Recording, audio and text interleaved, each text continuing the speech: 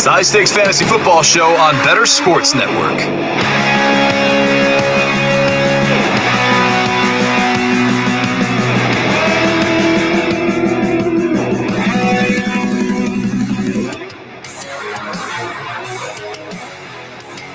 Seven o'clock in the PM on Thursday means it is time for the High Stakes Fantasy Football Show right here on the Better Sports Network. I'm your host, Eric Balkman.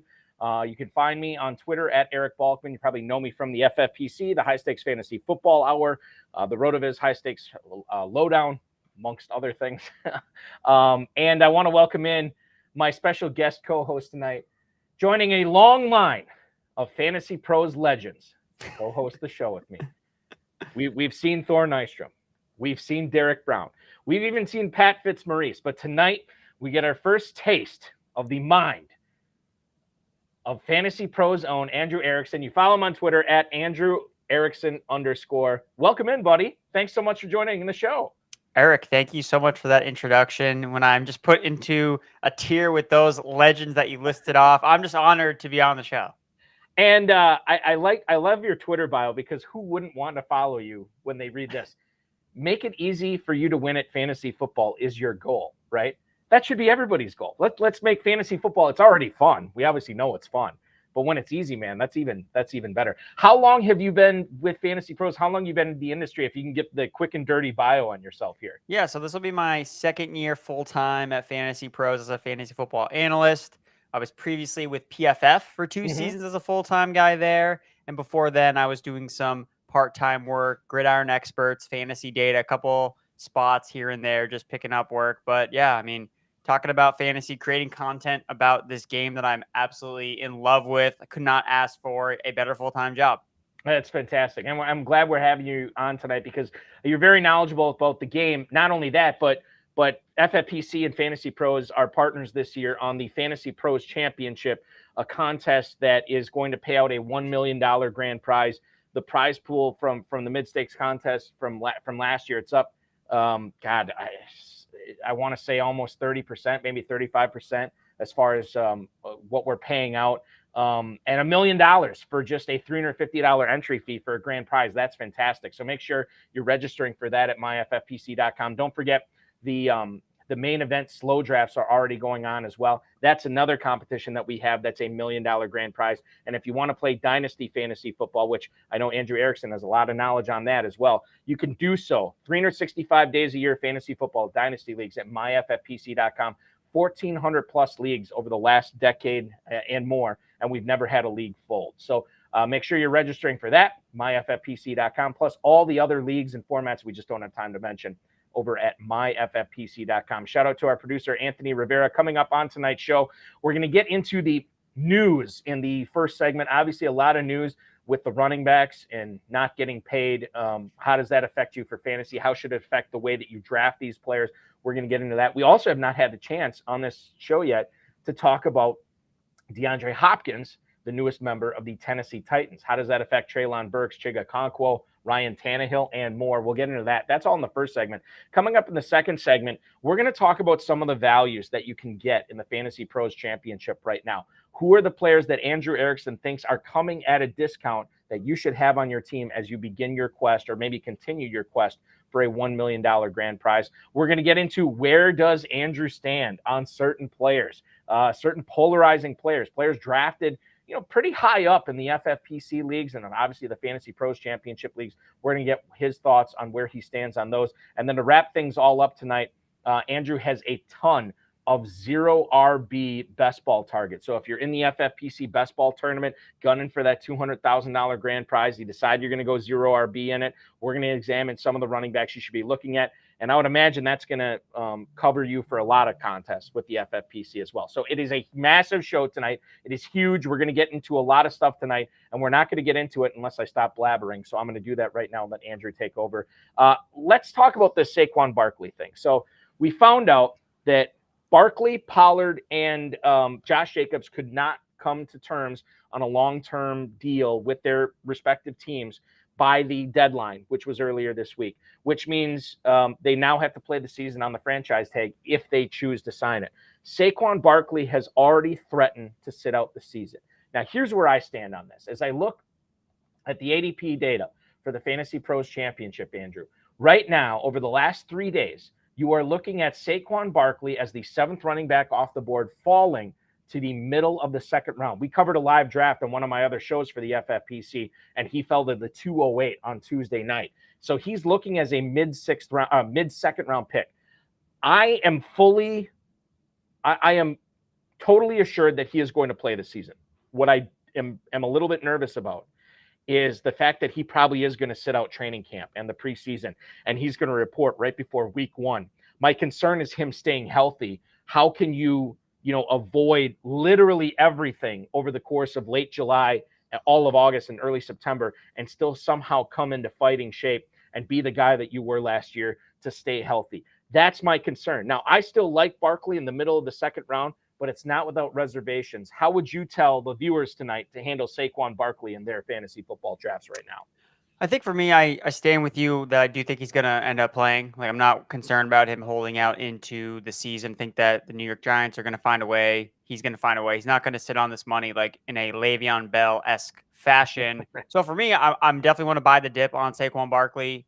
And when you bring up the like, okay, is he going to be rusty coming off? If he's not going to be, I mean, he's still going to be keeping in shape. He's not going to be sitting on the couch. I mean, this is Saquon Barkley. Like, this is a guy who we've seen rehab multiple times. When he was coming back from one of his big injuries, this guy was doing shadow boxing to get back into shape.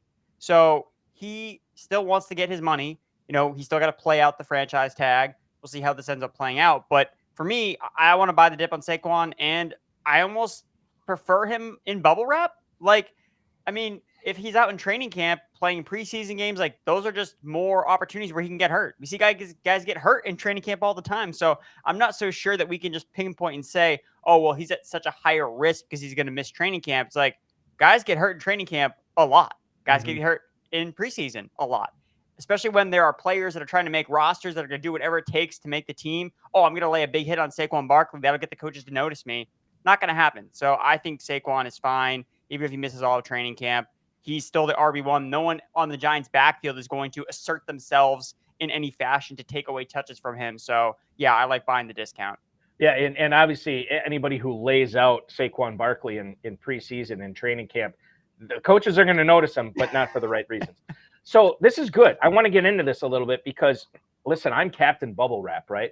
I am the guy that tells you I don't want my players that I draft or like I'm in the Northeast Wisconsin area, Andrew. So obviously the Packers are a big part of my life.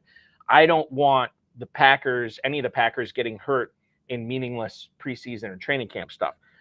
At the same time, I do think it's important that they go through some of the training camp. That's just what I've always believed. That's how I think they have to get ready for the season. Again, I don't want to put words in your mouth, but maybe you're making me feel better about this. Is that actually overrated? The fact that Barkley has been in the league for several years now, he knows what training camp is. He knows what it takes to get his body right. I know you can't really replicate it when you're training on your own, but is that overrated? Would you prefer, honestly, running backs to not practice in training camp and preseason, report a week before week 1, and then go in? Because it almost seems like that's better. You're better off doing that in order to mitigate the injuries in the preseason. My concern is, does that help prevent injuries in the regular season? I mean, if you ask any running back if they want to do training camp or do preseason, they're probably all going to say no.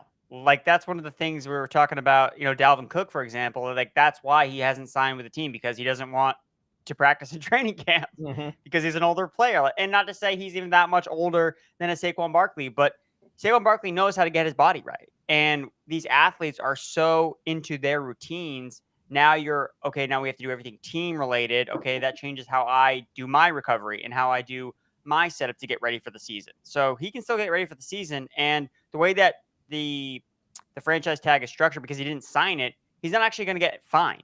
Like, right. This isn't one of those situations where he's going to be fined for missing practices. He's only going to get fined if he misses games, regular season games. So I think that this is a smart move by him, honestly, just to try to use some of the little leverage that he has by sitting out at least training camp, because he's still one of the leaders in the locker room. And hopefully the Giants notice that. Maybe their practices aren't as intense without Saquon Barkley because they don't have that leadership there in the locker room, because he's the best player on their offense. Like I don't think that's crazy to really think about. Like was their engine of their offense last year, and he's a guy that I think that especially Daniel Jones would definitely vouch for. My buddy Christian Barney Newkirk, who I play against in several dynasty leagues, chiming in the Facebook chat right now, saying he is Team Barkley, and I got to tell you, I am too. I think we're of one mind. Buy the dip on Barkley. I'm a fan of it. The one thing I'll wrap up the Barkley discussion with this, having nothing to do with Saquon Barkley. Regardless of if he reports or not, Andrew, people are going to be looking at drafting the injury away type guys in the backfield. And I don't think that this is a heated discussion between Matt Breida and Eric Gray, the rookie out of Oklahoma that the Giants drafted. But if you are wanting to get Barkley's backup on the team and you're drafting today, July 20th in the Fantasy Pros Championship, would you be willing to draft Matt Breida late or Eric Gray late? If you could only have one, who's it going to be? I would go with Eric Gray. I mean, we've seen Matt Breida with Brian Dable at multiple spots, and with Buffalo, with the New York Giants, and he seems like he never wants to give him the ball, even when he's had opportunities to do so. So for me, I think that Eric Gray was an intriguing prospect. I think that the only reason he fell to day 3 was because he just tested really badly. Like, he's not this like uber athlete. I mean, he reminds me a lot of Clyde Edwards-Helaire, honestly. And when you think about Edwards-Helaire, okay, as like a 5th round pick, it's like, okay, like I could see some upside there with that. Obviously not a 1st round worthy player, but Eric Gray, great ball security, never fumbled. Like that in itself is a reason why the Giants could like him, because, hey, he's not going to put the ball on the turf. That's all we need.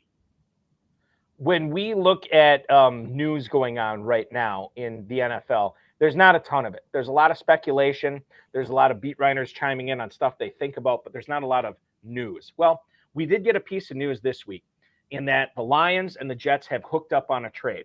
The Lions are sending a 6th round pick to the New York Jets in exchange for a 7th rounder in 2025 and former 2nd round pick wide receiver Denzel Mims.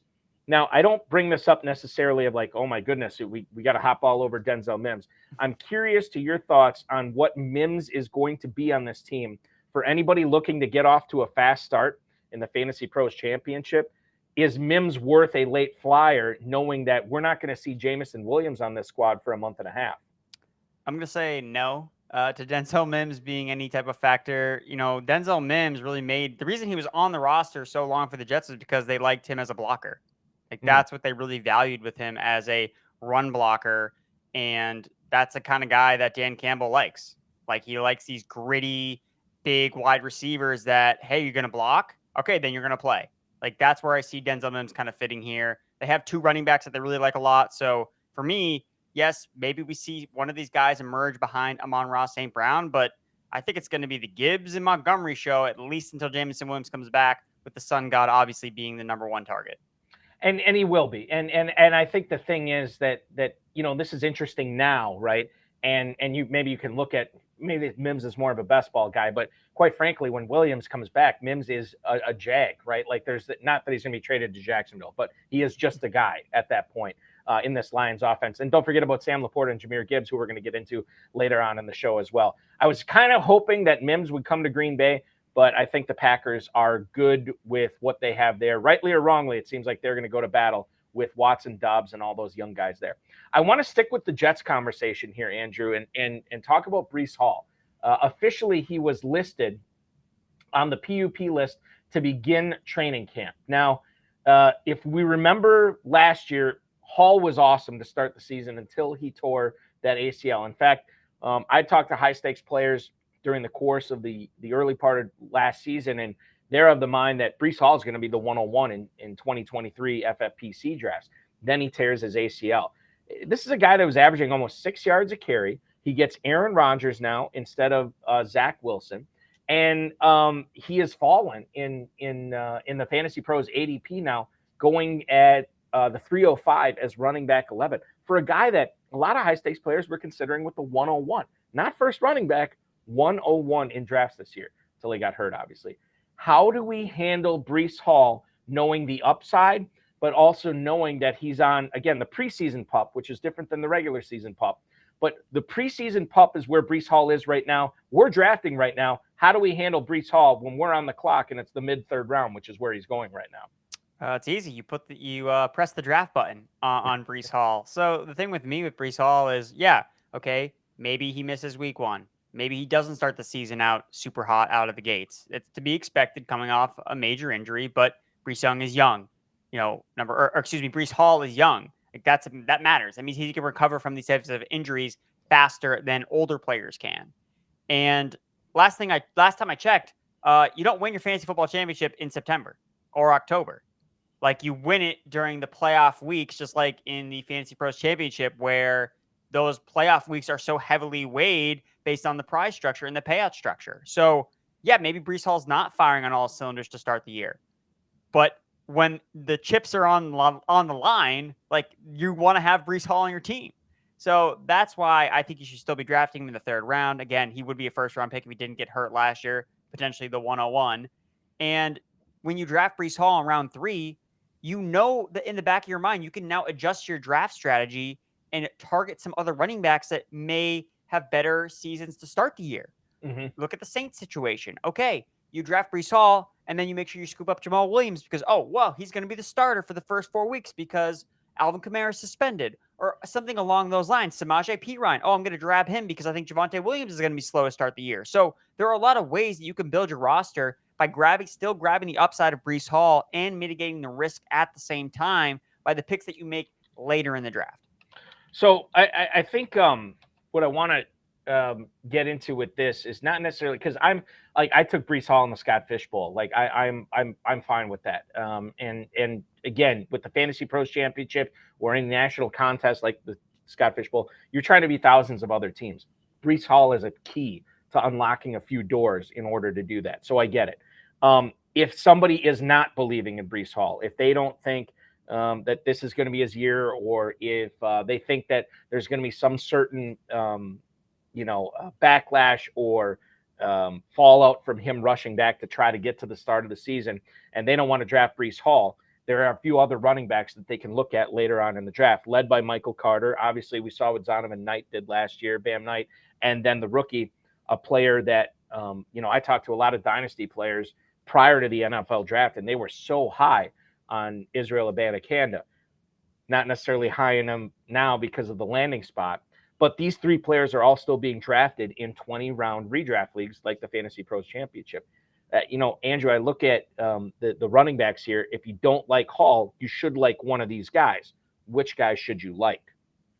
Yeah, this is a backfield behind Brees Hall that I haven't really had a firm stance on because, Michael Carter is definitely the veteran player. Like, he would probably get the nod, but how good is Michael Carter actually? Like, he's always been a committee back. So it's kind of like it's his job until they get sick of him underperforming and they're going to get to somebody else. So, again, I'm always a sucker for some of these explosive rookie running backs. So Abanikanda, like, super young, super raw, but all the guy needs is a lane and he's going to hit it and go. And when I think about the players that make these big plays in championship weeks, it's not usually these players that are getting by because they're grinding. It's the Rashad Pennies that you remember that, Rashad Penny had this 4-game stretch where we're just ripping off 80-yard touchdowns left and right. That's not Michael Carter. Like, there's no way that's Michael Carter. So for me, it's Abanikanda. Even if he's buried on the depth chart to start the year, which is, I would not be surprised at that at all. But from like a pure talent standpoint, I mean, the guy's got gas. So that's who I would probably lean on. He's probably also the cheapest, probably him and Knight. He's probably cheaper than Michael Carter as well. I'm looking at that right now. Now that you bring that up, let's check that out in the latest ADP I have for the Fantasy Pros Championship. As far as backup running backs go, Abanikanda and actually Michael Carter and Abanikanda are basically back-to-back right now in the 16th and 17th round. Abanikanda is running back 66. Michael Carter is running back 67. I'm not seeing Bam Knight on there. But to your point, Bam Knight is not going to be that Arlen Harris, Jamal Charles, let's go crazy at the end of the season running back type player. So I think that there's a lot of reason to be liking Abanikanda, taking him late now and stashing him on your roster literally as long as you can just to see what happens at the end of the season. To continue the running back conversation, Ramondre Stevenson, for those who had him in Dynasty or already had him on their teams prior to the NFL draft, knew that they'd be dodging some bullets or trying to dodge bullets in the NFL draft. Patriots didn't really sign anybody in free agency. They lost Damian Harris in free agency, who we're going to get to later on in the program. And then they didn't do much in the draft. Ramondre Stevenson owners were rejoicing. Now we hear this report that I think it was yesterday, Andrew, that the Patriots worked out several running backs, including Darrell Henderson and Leonard Fournette. Now, I don't necessarily think that either one of these guys are players I want to be in business with this year.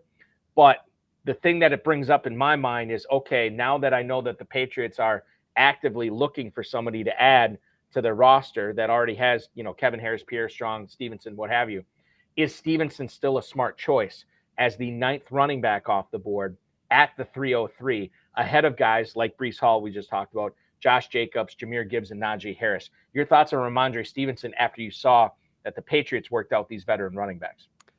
I mean, for me, it's I hope that they sign somebody and then I can just get Ramondre Stevenson at a cheaper price. Like that's really what I'm hoping, kind of, especially if it's Darrell Henderson. Like if anybody thinks that Darrell Henderson is going to do anything, I mean, clearly they weren't paying attention to what he did with the Rams, or what should I say, what he didn't do with the Rams, with all the chances that he got year over year. They continued to replace him every single season. And then I think he flamed out with the Jaguars last year. So I mean, I love Ramondre. I think that he's an uber talented running back, and I don't really care who they add. And people will overreact to it. Like, oh, it's going to be a committee. Ramondre Stevenson is a giant, explosive pass catching running back.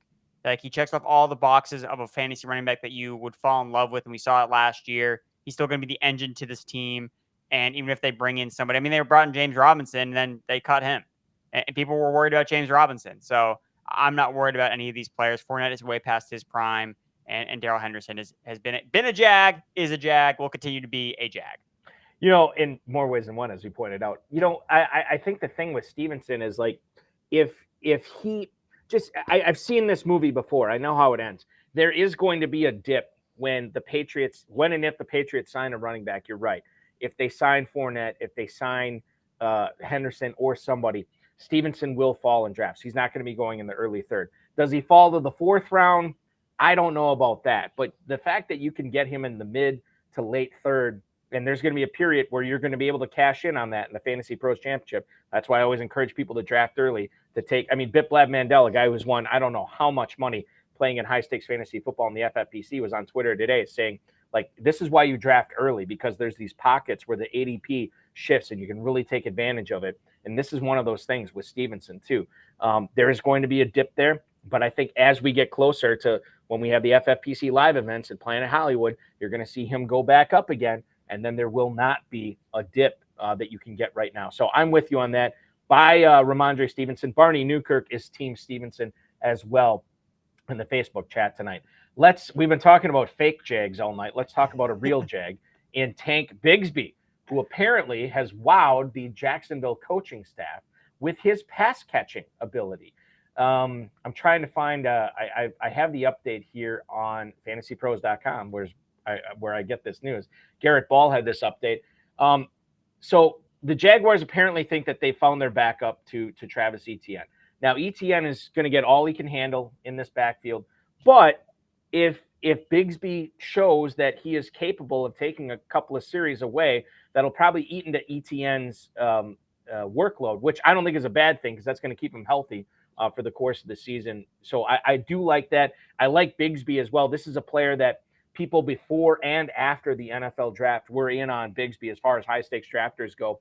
I am as well. It's not affecting the way I'm drafting Etienne, Andrew, but should it? Should we be worried about Bigsby from an Etienne standpoint, who, by the way, right now in Fantasy Pros drafts is running back 15 at the 405? Yeah, so it's interesting you asked me about Tank Bigsby, because he's a very hot topic over at Fantasy Pros, because I am a notable Tank Bigsby hater, and I'm not a huge fan of him. I did not like his college profile, and I don't think that he's a threat at all, really, to Travis Etienne. I think that Tank Bigsby has to show that he has the job over JaMychal Hasty, over Dearness Johnson. I mean, those guys have done stuff at the NFL level. Like, why are we just putting this guy on this pedestal? He was a 3rd-round pick. This guy wasn't drafted in the top 50. It's not like a Zach Charbonnet type draft capital where they actually invested something significant. They drafted a tight end when they didn't need to in the 2nd round before they drafted Tank Bigsby. And just to be honest, I went in being like, oh God, this guy's name is Tank Bigsby from Auburn. I'm expected to be blown away. His name is Tank. And I wasn't. I was underwhelmed.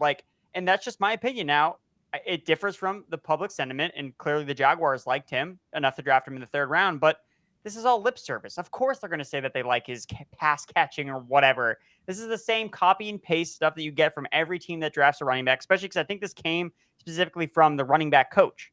Like, what is he going to say? Like, oh, yeah, like the guy we drafted in the 3rd round, yeah, he actually sucks, but I don't want to say that here. I want to say that he's good. So I am, whatever this affects Travis Etienne, if people are like, oh, well, Tank Bigsby's going to eat, like, I don't care. Travis Etienne put up a Jonathan Taylor-esque season last year as a rusher. Like, not enough is talked about that. It was his first year in the NFL. He missed his entire rookie year. He comes out, is an uber efficient rusher, and everyone's complaining, well, he didn't catch enough passes. And I look at the roster, I'm like, yeah, well, it's hard to catch passes when Evan Ingram, Christian Kirk, Zay Jones, Marvin Jones all stay healthy. You think that Austin Eckler is going to catch as many passes as he did because Mike Williams missed time, Keenan Allen missed time, Justin Herbert couldn't throw the ball down the field? What about Ramondre? Who were the Patriots receivers last year? We don't know because they were all hurt or they all sucked, which is why Stevenson got such a high target share. So I'm not putting the blame on Etienne as, oh, well, he can't catch passes. Like, he's not good enough. His efficiency is bad in the receiving game. The offensive coordinator came out and said, yeah, we're just not designing enough stuff for Etienne right now because we have receivers and tight ends we want to throw the ball to. Because, yeah, of course, that's what you want to do. That's how you move the ball down the field. So, like, you don't build your game plan right. All right, we got to get the ball to the running back in the passing game. No, those are less valuable touches, as we talked about with running backs, just less valuable. So, for me, I'm buying the Etienne. I think Etienne is going to be better than he was last year. And we all love this Jaguars offense. He's going to be the guy that gets the goal line touches. He could score 15 touchdowns this year, rush for 1,500 yards, and people will still complain, oh, well, he only caught 40 passes. Well, whatever. I'll take him, and he'll be an RB1. So this is let's expand this ETN conversation. Almost 1,500 total yards last year, 35 catches. He got in the end zone 5 times, which I think we always underrate the not you, but like a lot of people underrate how unpredictable and unsticky touchdowns are, right? If ETN rushes for 10 touchdowns last year, all of a sudden he's not a mid-4th round pick. He's a mid-2nd round pick, right? So I want to get your thoughts on ETN. It sounds like you think he is being underdrafted in the mid-4th round. And if you don't like Bigsby, that's fine. But would you be looking at drafting a guy like Hasty or Dearness Johnson later on, whether you're playing in a closed 12-team league where, getting the backup maybe is a little bit more important, or maybe if you don't get ETN, is there value in drafting a backup Jaguars running back not named Tank Bigsby later on in your Fantasy Pros Championship draft? I mean, no, because I feel like there are other backup running backs I could draft that I feel better about their roles. Like, I really don't know who the backup's going to be. Like, I feel like it's pretty ambiguous. And what if one of these guys gets cut? Like, Dearness Johnson, like, 2 years ago, we talked about Dearness Johnson as like a guy we really liked. He was being drafted all the time. It's like, yo, if Nick Chubb goes down, Kareem Hunt goes down, like, this guy's going to have a massive role. And then last year, he was just like totally jettisoned. They didn't use him. They didn't use Kareem Hunt really at all either. So just kind of like weird vibes we have from Dearness Johnson. But dude, we all saw what he did in primetime games. Like, this guy delivered massive games in the NFL. So I could see him garnering interest at some potential places, even if it's away from Jacksonville potentially. Go look at Arizona. Their offensive coordinator was with the Browns all last year. What if James Conner goes down? Are they going to turn it over to Keontae Ingram? No, maybe they give the Jaguars a call and be like, hey, we'll send you a 7th round pick for Dearness Johnson.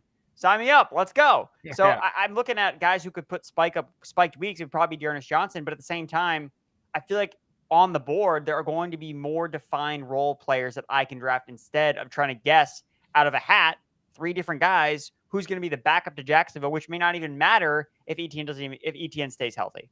So, Andrew, let's get back to the ETN aspect of this because I know you like him this year. I want to do a would you rather with you. I'm going to give you ETN, and then I'm going to give you a running back that's actually going ahead of him on ADP in the Fantasy Pros Championship right now. You tell me who you'd rather have. So we'll start it off with Travis Etienne or Joe Mixon. ETN. Travis Etienne or Najee Harris. ETN. Travis Etienne or Jahmyr Gibbs. ETN. Travis Etienne or Breece Hall. So this is the one where I'll go Breece Hall. It's very close though. I have them back to back my ranks. Okay, so it's close. Two more. I'll end it with this: Travis Etienne or Josh Jacobs. ETN. Travis Etienne or Ramondre Stevenson? Still going to stick with Ramondre. There is like for a guy like you who is, and I know can you give the shout out right now, because you're actually going to be drafting in a Fantasy Pros Championship draft. When is that, in case people want to compete against you, or maybe the draft is already full? I don't even know. Nope. Yeah. So it's still scheduled. So I'm just checking it right now. So it's going to be August 28th, Monday, 4 p.m. I believe it's a Monday, August 28th at 4 p.m. I know one of my buddies has already joined it, and he's a big Travis Etienne guy too. So Etienne won't last that long in this particular room. So just so you know. For anybody who wants to try to beat Andrew Erickson and get this $1 million grand prize in the Fantasy Pros Championship, myffpc.com, click on Fantasy Pros Championship. The league number is 54271, 54271, 4 p.m. Eastern on August 28th. You can take down Andrew Erickson or maybe get destroyed by him. Either way, it's a fantastic story. We are up against it, but I do want to get into this, and we probably should have let off with this. This is me being a horrible show sheet preparer. DeAndre Hopkins is now a Tennessee Titan, Andrew. There's a lot of different things to unpack with this. Let's start with Hopkins and himself. I never really docked him in my, not that I do rankings, but when I was doing drafts, I never really pushed him down when he didn't have a team. I always thought he was going to have a team, and I always thought he was going to be a focal point of that offense. In the 3 days since he has signed with the Tennessee Titans, he is 4'11" on average, gone as high as the 402. On average, he is the wide receiver 21 right now. He's behind Judy and Deebo Samuel. He's right ahead of Christian Watson and Drake London. Does that seem about the right spot, the end of the 4th round, that you want to be in business with Hopkins? Or should he actually be going higher given the target share that he should command in Nashville? No, I think that's about right. That's kind of where I have him placed in my rankings, and kind of when I've done, I know I grabbed him in the Scott Fish Bowl, I think actually before he signed with the Titans, because I figured, okay, let's try to get some closing line value here with him. And yeah, I feel comfortable with him as like a back end wide receiver too. Look, he's better obviously in the PPR because he's going to get volume in this offense, but how much does he have left? I mean, he was good last year with Arizona Cardinals, but he also played on an offense that was throwing the ball like the second highest rate behind only Tampa Bay. Like, that's not the Tennessee Titans MO whatsoever. They want to give the ball to Derrick Henry as many times as I can. So it's not going to be the case. So I don't think he has like wide receiver 1 upside. So you have to kind of factor that into your analysis when you draft him. But he definitely has like a safer floor than a guy like a Christian Watson, where Watson's range of outcomes is he could be a top 10 receiver. Like, I could totally see that, but he could also finish outside the top 48. Like, Hopkins is not going to be worse than a wide receiver 3. Like, that's not going to happen as long as he's healthy. So that's kind of how I view Hopkins. I think that he's being priced, accurately. A guy who is Hopkins' new teammate was a player that was sought after heavily by FFPC dynasty players. And honestly, if you were drafting early in January, February, when we had these drafts going off at the FFPC, Treylon Burks people were very excited about him, knowing that this is going to be a second year after he came on slow at the start of last year, but ended up really strong. And this is a player that everybody was assuming he was going to take a big leap forward. That is not going to be easy now, given that he does have to contend with DeAndre Hopkins. Treylon Burks is the wide receiver 38. He is going on average at the end of the 7th round behind Jackson Smith and Jigba, Jahan Dotson, and then right ahead of George Pickens and Jordan Addison. How far should Treylon Burks be falling after this Hopkins signing, Andrew Erickson? I think he should be in the wide receiver 40 range. So 40, 41, 42. So he hasn't fallen far enough yet, in your opinion, right? No, I want to get a discount on him, because you should get a discount. Like, he's not the number 1 receiver on his team. And that was a big appeal with him, because it's pretty easy to see the scenario where he doesn't produce. He just doesn't get enough targets. Like, it's pretty easy to see. Now, I think that he can make up for it when I draft him as a 4 wide receiver. I'm hoping that his efficiency is what really boons for him playing alongside a guy like Hopkins. Like, the defense is not going to be paying attention to Treylon Burks, and there is no volume play anymore. It doesn't exist in just the way that the offense is constructed. So he has to get there with efficiency, but that should happen. Like, if they move him more inside, with Hopkins potentially playing more on the outside role, like that's what Burks did at Arkansas. He was a bigger slot receiver, and they didn't use him in that role last year. He was really playing the X because they didn't really have a bunch of guys that they could really use to be, they had to put Burks outside because they didn't have anybody else to play it. But now they have Hopkins. So I do like Burks as a wide receiver 4, but not someone anymore that I'm like, oh, I need to get. It's more, hey, he's falling. I'll scoop him up. You know, the other big cog in this Titans passing offense last year is a player that's really risen up draft boards this year, and that's Chiga Okonkwo, the tight end. He is still going as tight end 12, right behind Dalton Schultz, right ahead of Greg Dulcich. He's going, again, tight end premium, so he's going at the 9-10 turn right here as tight end 12. How much or how little does Hopkins affect Chiga Okonkwo's output for the Titans offense this year? And is that a good spot to be drafting him in the early 10th round, Andrew? No, that is not a horrible spot to be drafting Chiga Okonkwo, in my opinion. Look, we weren't even sure how many targets he was going to get with Treylon Burks. And really, he just kind of was up the draft boards because he was really efficient as a rookie, but it's also on a small sample size. Like, he didn't get that many targets or get that many catches, but he was efficient on them, which is good. But we want guys that get volume. You know, getting that extra point for a reception or half a point or scoring more points per reception with a tight end premium, you need volume. He doesn't get more points for the yardage that he gets. Like, that's not necessarily helping his case here. So with Chig, I am trying to move away from him. Like, what's the difference between him and Jelani Woods at this point? Jelani Woods is really efficient as a rookie too, except Jelani Woods goes like eons after Chiga Okonkwo. You know, but their offense is not going to throw the ball a lot too. Their offense has one guy, Michael Pittman versus DeAndre Hopkins. Mm-hmm. So I think that Chig right now, like, people are not adjusting enough. It's like, okay, I liked him before. I don't like him as much, but no other tight end is kind of like taking him over him for that reason. We're just trying to find guys we like. So for me, there are other players, Mike Gesicki, I like way more than Chig. Again, like Jelani Woods, like, I don't necessarily like Woods more than Chig, but when you consider the prices, just take Woods.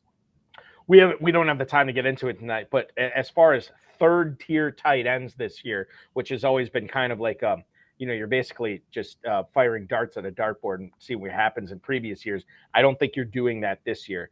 And to your point, Jelani Woods is basically going 6.5 rounds after Chiga Okonkwo. He's being drafted as tight end 27 as opposed to tight end 12. You want to wait to stay away from Okonkwo? Maybe you're getting similar output with Jelani Woods as well. That's something to be thinking about. We have a ton more to think about here on the show, including the Fantasy Alarms All-Pro subscription. Has everything you have that you need for this fantasy football season. It includes the Fantasy Alarm Fantasy Football Draft Guide. It's a cheat sheet and a one-stop shop for dominating your drafts. It's digital, constantly updated with new information. You can get the draft guide for $26.99 or free with a monthly or annual subscription to Fantasy Alarm. You can start your 7-day trial to Fantasy Alarm All-Pro and get immediate free access to the draft guide. Go to fantasyalarm.com. We're going to step out and take a quick break. We're just heating up. We're just warming up. We're just doing this. Andrew Erickson from Fantasy Pros and I, we're basically stretching out right now. We're getting those hamstrings loose. We're getting the glutes loose. We're getting the arms loose, everything. We're going to hit it hard this next segment. Fantasy Pros Championship draft values. Many people are gunning for a $1 million grand prize, probably yourself included if you're watching this program. Who are the guys that you need to be targeting in the mid rounds, in the late rounds, to get an advantage over your competition? We're going to talk about a couple of Bills. We're going to talk about a couple of Chargers and some other players right here on the High Stakes Fantasy Football Show. Andrew Erickson, Eric Balkman, coming back right after this on the Better Sports Network. The High Stakes Fantasy Football Show with Eric Balkman. I say this real quick on Davante Adams is that if you go over to the FFPC, that's what we've been talking about. They're good friends of ours, and they have expert drafts where, like, that's where the big dogs eat, right, Joey? Like, that's where if you want to do like a $300, $500, $2,000 league with not that many people in it, where the winner gets $1 million, like where if you lose, you lose $2,000 though. But I mean, that's where if you want to play high stakes, that's where you should go. And when I look at the ADP over there compared to other places, Davante Adams is going farther down than you would expect. So when, some of these other sports books have him at 1,300 yards, which is right where they have Justin Jefferson, right where they have Jamar Chase, for him to be going where he's going, I mean, Jefferson goes 1, Chase goes 2, Tyreek Hill is also at 1,300 yards. He goes 4. Over there, he's going 1, 2, 3, 4, 5, 6, 7, 8, 9, 10, wide receiver 10 after Amon-Ra St. Brown, after Garrett Wilson. Those guys are some of the sharpest of the sharp. I know the ADPs are very close between him and Garrett Wilson, but you got to take that into effect. And if you like Davante Adams like I do, what you should do, go over to FFPC, myffpc.com, sign up, use promo code ALARM. They'll match an instant $25 when you deposit $35 or more. and take advantage of that, right? Like now that I've seen his ADP, I like him. I'm going to go over there and take him over there. Joey, you don't, so maybe you don't. But I mean, wide receiver. I'll join the 10, league with you though. Let's do it. Yeah, let's split it. Well, maybe not $1,000. $1,000 each. You want to go? Maybe we'll do. I might get in a little trouble for that. Yeah, well, dude, the thing is, they have leagues as cheap as $5. They have best ball Okay, leagues, I can all do that. that. Yeah, maybe we'll do like a $50 one, $25. Okay, I'll split a $50 team with you. Okay, yeah, let's do that. Let's lock that in over at FFPC. Yeah. But yeah. Okay, you get Devontae Adams and I get Samaje P. Ryan, and then we'll just be fine. We both get a guy, and then we'll draft. I think that's fair. An equal amount of draft capital used on both, right? So absolutely. Yeah, but check that out. I noticed that one, that FFPC, and that actually goes to the two you guys' point. Like the high stakes guys don't like him. So that's a little scary too. Mm-hmm. But I think where the you high were stakes saying guys are really sharp. Yeah, where you were saying he was going as a wide receiver 10, like while I'm passing on him, I think that's fair. It's people taking him as like the 4th and 5th. Like I'm out on that. Yeah, which I've seen. You can't do.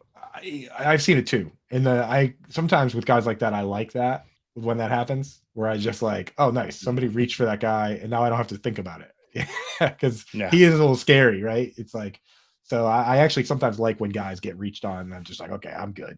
Thank you for saving me from myself. Yeah, it's like a life raft that you never asked for.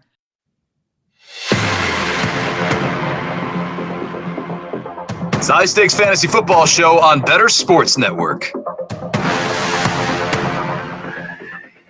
19 minutes until the top of the hour here on the High Stakes Fantasy Football Show, brought to you by the FFPC. We're on the Better Sports Network. He is Andrew Erickson. Follow him on Twitter at Andrew Erickson _ from FantasyPros. I'm Eric Balkman, HSFF Hour, RotoViz High Stakes Lowdown, and the FFPC. By the way, the FFPC, the home of season-long fantasy football. 2 separate $1 million grand prizes this year in the FFPC main event, as well as the Fantasy Pros Championship. We're going to be crowning 2 millionaires this year with the FFPC.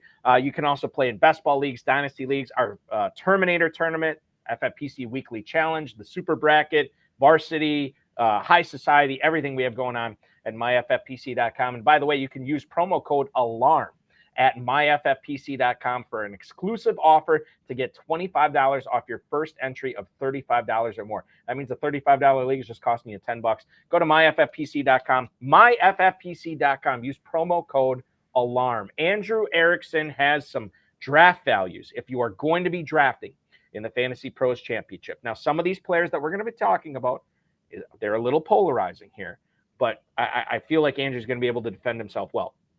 The cons to drafting 49ers this year, Andrew. We're unsure on what's going to happen with the quarterback position. And we also know there's a lot of talented players up there that have their ADPs steamed up. Deebo Samuel, George Kittle, Christian McCaffrey. And then another one of those guys, a guy that you like, is Brandon Ayuk. Can you tell us what you like about Brandon Ayuk this year? Well, he's the cheapest one. Like, he's the cheapest access to the 49ers offense that we all want pieces of. So that's why I look at him as a great value. Last year, he was wide receiver 15, impressive in yards per route run and in route participation. So it was career high in yards per route run for him for 1.82, 96% route participation. That means he's running a route on almost every single dropback in the 49ers offense. So he's run a route on 95% of the team's dropbacks since week 9 of the 2021 season.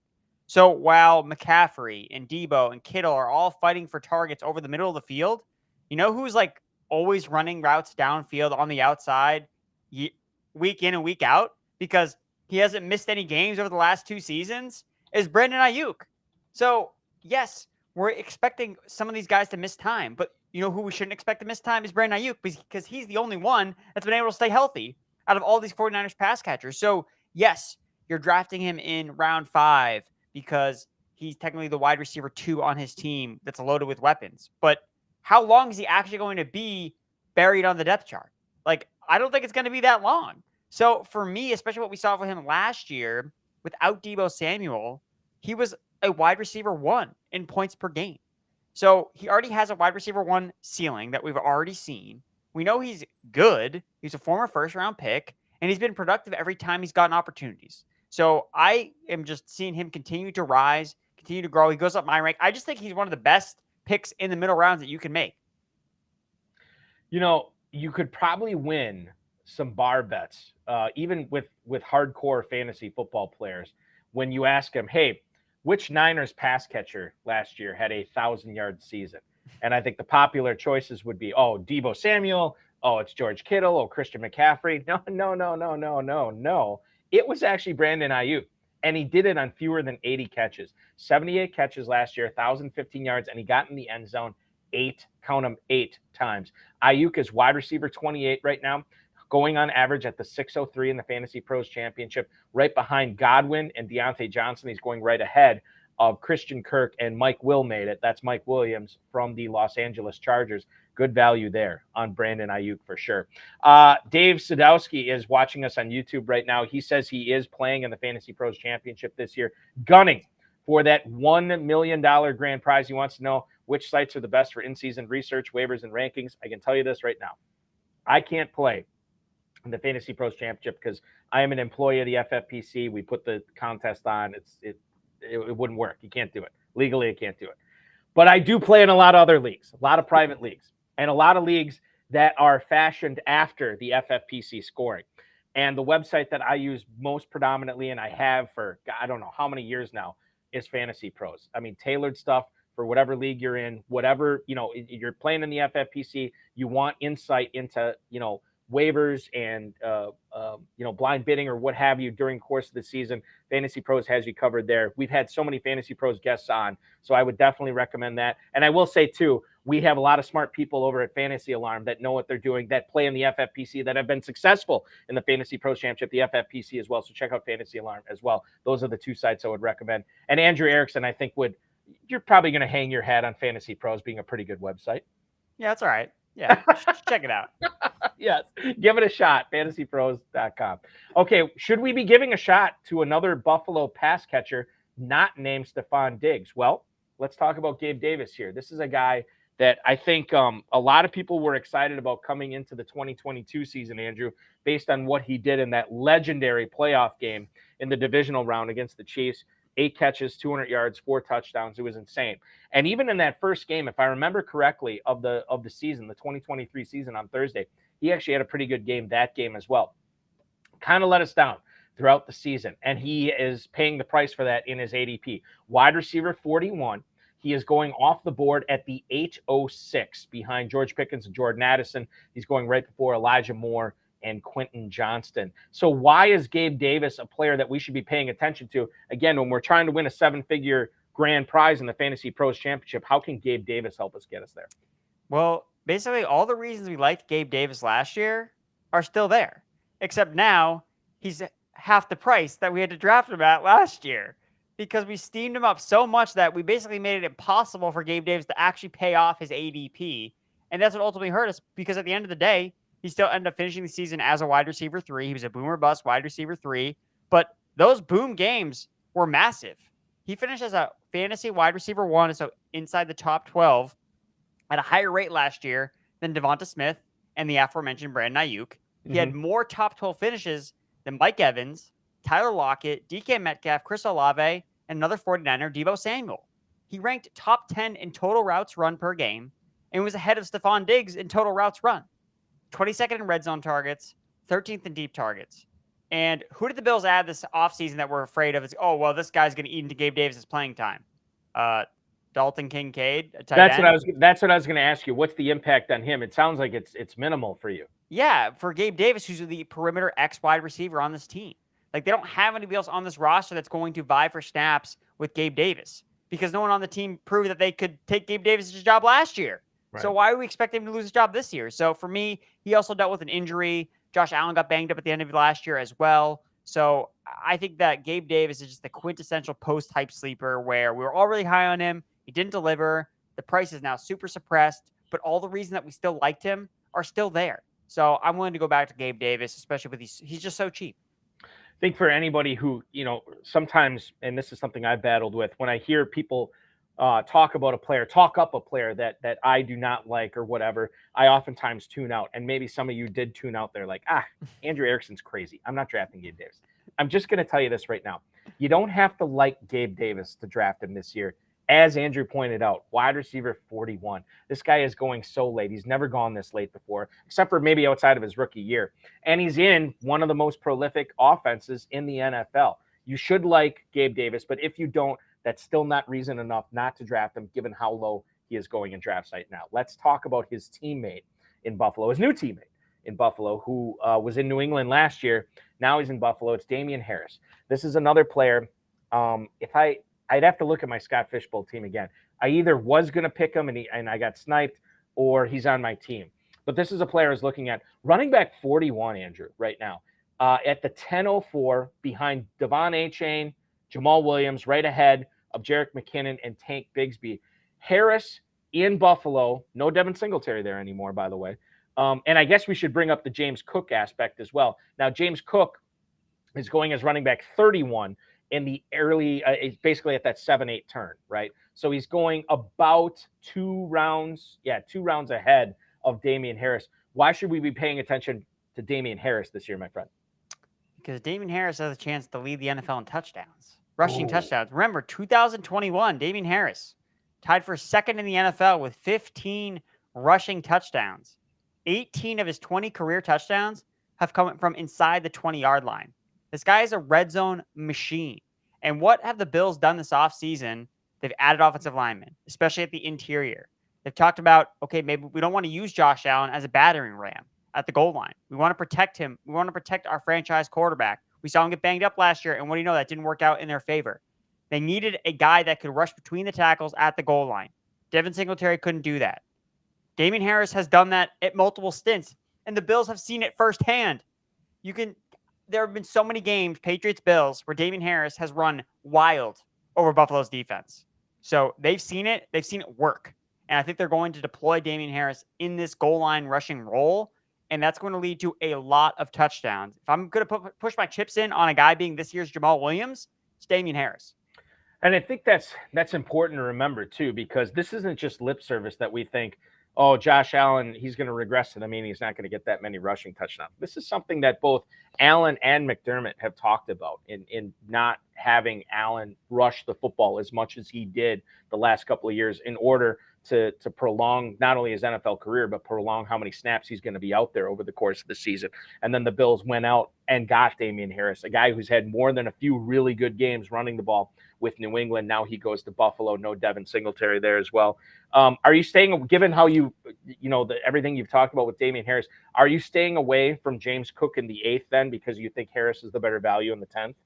Yeah, for the most part. I mean, James Cook's still pretty going. He's going pretty late too. Like I'm not opposed to taking James Cook where he goes. Like I honestly don't think drafting both Bills running backs is a bad strategy. To be totally honest, like I consider drafting both of them sometimes depending on where they're going in drafts. But usually I opt for Damian Harris just because he goes a little bit later. I think that in full PPR, I think that James Cook is definitely more appealing.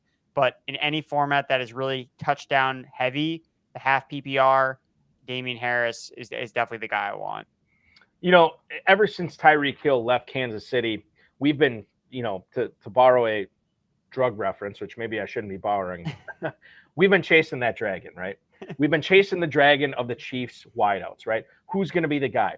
Marquez Valdes-Scantling, Juju Smith-Schuster. Obviously, we've seen more than a few guys come to that Kansas City Kadarius Toney last year after he got traded as well.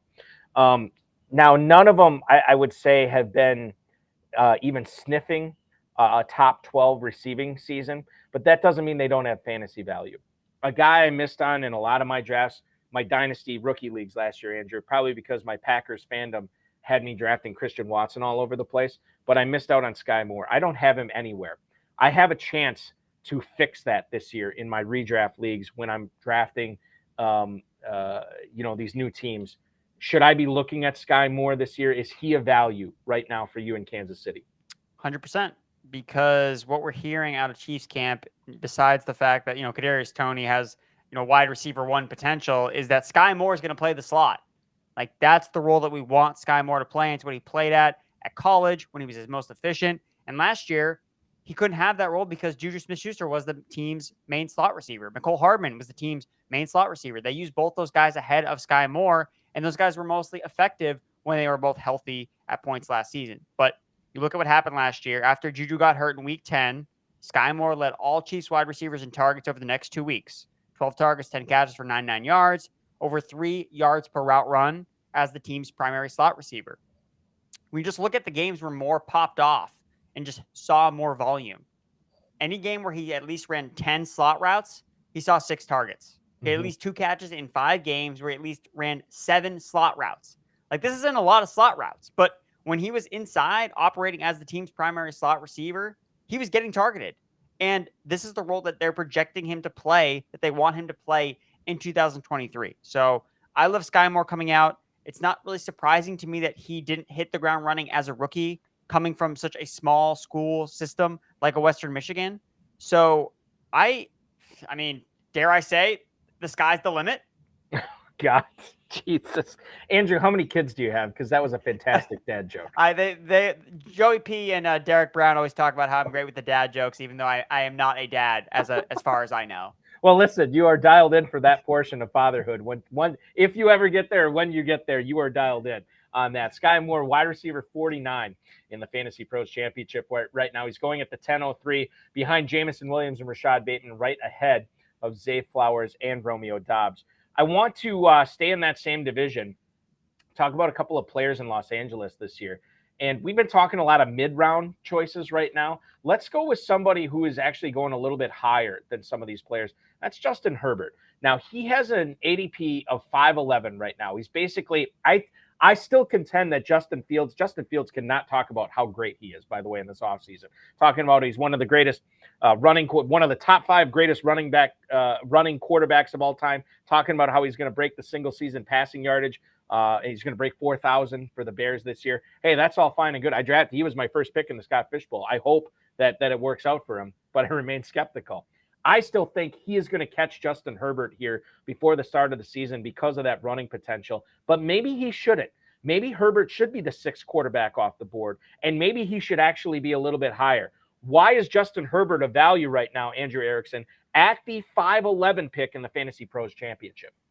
Because we're all just kind of forgetting what he did in 2021 when he scored the 2nd most fantasy points among all players. Like, he was averaging over 23 points per game. And last year, it was basically the perfect storm in terms of everything going wrong for Justin Herbert. Mm-hmm. None of his receivers could stay healthy. He played 4 games with a fully healthy combination of Keenan Allen and Mike Williams. Last time I checked, they play 17 games in the NFL, not 4. So he didn't have his weapons that he was used to having, and that's why his numbers struggled. That's why he regressed. That's why he had a career low in touchdown rate. And yet he still has thrown the most touchdowns for the first 3 years since Dan Marino. So the guy is still putting up numbers despite the fact that he's lost weapons specifically last year, but now they've added to his arsenal. They added Quentin Johnston in the first round. So now he has 3 top-tier wide receivers. They brought in Kellen Moore to take over as the offensive play caller. We saw Kellen Moore dial up amazing, efficient offenses in Dallas. First year with Dak Prescott. Dak Prescott threw for a career-high passing yards, over 4,600 yards. So I think that right now is the perfect time to buy back on Justin Herbert, where his price is suppressed, where you can get a quarterback that could finish technically number 1 overall at the position. Now, without the rushing, maybe he doesn't hit number 1 overall, but it's still a guy that I think is just being undervalued because of just last year, and we're not looking at the whole scope of Justin Herbert. I give all the praise in the world to Mike McCarthy because he helped bring a Super Bowl championship to Green Bay. That said, the last couple of years when he was a head coach in Green Bay, I did not want to see him there anymore. He goes to Dallas.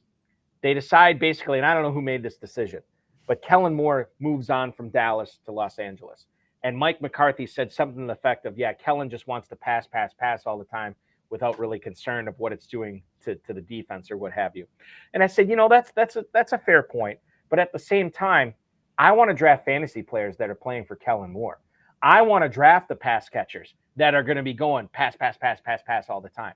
Austin Eckler is a phenomenal pass catcher. Gerald Everett, I mean, he was a darling for a lot of high-stakes players last year late in drafts, and myself included. I grabbed him in a ton of drafts late as a backup and ended up starting him in a lot of my leagues. And then you consider Keenan Allen, Mike Williams, and you use a first-round pick on Quentin Johnston this year. How do you take advantage of all that value? You draft Justin Herbert. But maybe you want to do something else. Maybe you want to grab another Charger on your team. And maybe you're not a believer that Austin Eckler is going to stay healthy all season. Maybe you're not a believer that Austin Eckler is going to be able to have this massive workload week in and week out. Okay, so let's look at the backup running backs there. There's 2 of them going in the Fantasy Pros Championship very late right now. You're looking at Joshua Kelly, running back 69 at the end of the 17th round, and then Isaiah Spiller, running back 80 at the 18-19 turn, basically there. You could cash in on either one of those. They're basically free. If you're picking between one of those right now, Andrew, who is the better value, Josh Kelly or Isaiah Spiller? I'm going with Josh Kelly. He's a more trusted veteran player. Isaiah Spiller just entering his 2nd year. Isaiah Spiller had the runway last year as a rookie to make a splash, and he he face planted. Like, he did absolutely nothing to carve out a role behind Austin Eckler. Now, Joshua Kelly didn't necessarily light up the scoreboard, but he got to play. Like, when he played, he posted career highs in terms of efficiency, in terms of rushing yardage. So I think that he's the guy. Like, we talk about players like Samaje Perine last year, right? Nobody wanted Samaje Perine. I don't even think he got drafted. Like, people just didn't draft him. They're like, oh, it's going to be Chris Evans. It's going to be this guy. It's going to be the backup to Joe Mixon. And we're all wrong. It was Samaje Perine. Just this forgotten about veteran who's kind of just hung around a roster, never really done much, never really had an Alexander Madison or Tony Pollard game that really, like, put them in the spotlight because, oh, well, if this guy gets hurt, like, this guy will step in. Like, Josh Kelly's never had that opportunity. But we've already talked about Kellen Moore has been vocal about wanting to get 2 to 3 running backs to take turns.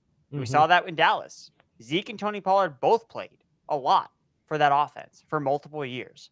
So I think Joshua Kelly, especially with Austin Eckler, also being vocal about, hey, like, take touches off me, please. I want to save my body. I think Joshua Kelly could potentially be that goal line back for the Los Angeles Chargers, score some touchdowns. And again, bringing it back to the Jaguars conversation, I'd rather take Joshua Kelly over any of these Jaguars running backs, besides Travis Etienne, of course. But when we're comparing backfields, the Chargers are going to be a high-powered offense, and I feel more comfortable betting on Kelly to be the number 1 backup to Eckler versus any of these Jaguars being the direct backup to Travis Etienne. I think the Chargers, I'm with you on this. I like any piece I can get of this offense, I'm really happy with this year. Be it Allen, be it Williams, Johnston, Everett, Eckler, Herbert, whoever. Like, I think they are going to be high-powered, and they could be in some shootouts there in the AFC West as well. We have been shooting out a lot of great fantasy knowledge. Well, not we, but Andrew Erickson has. I'm just kind of driving the ship. Players like Jahmyr Gibbs and a guy who was just in the news, and Jordan Addison, and not for a good reason as well. We're going to get into that and much more. It's the High Stakes Fantasy Football Show. He's Andrew Erickson. I'm Eric Balkman. This is the Better Sports Network. It's the High Stakes Fantasy Football Show on Better Sports Network.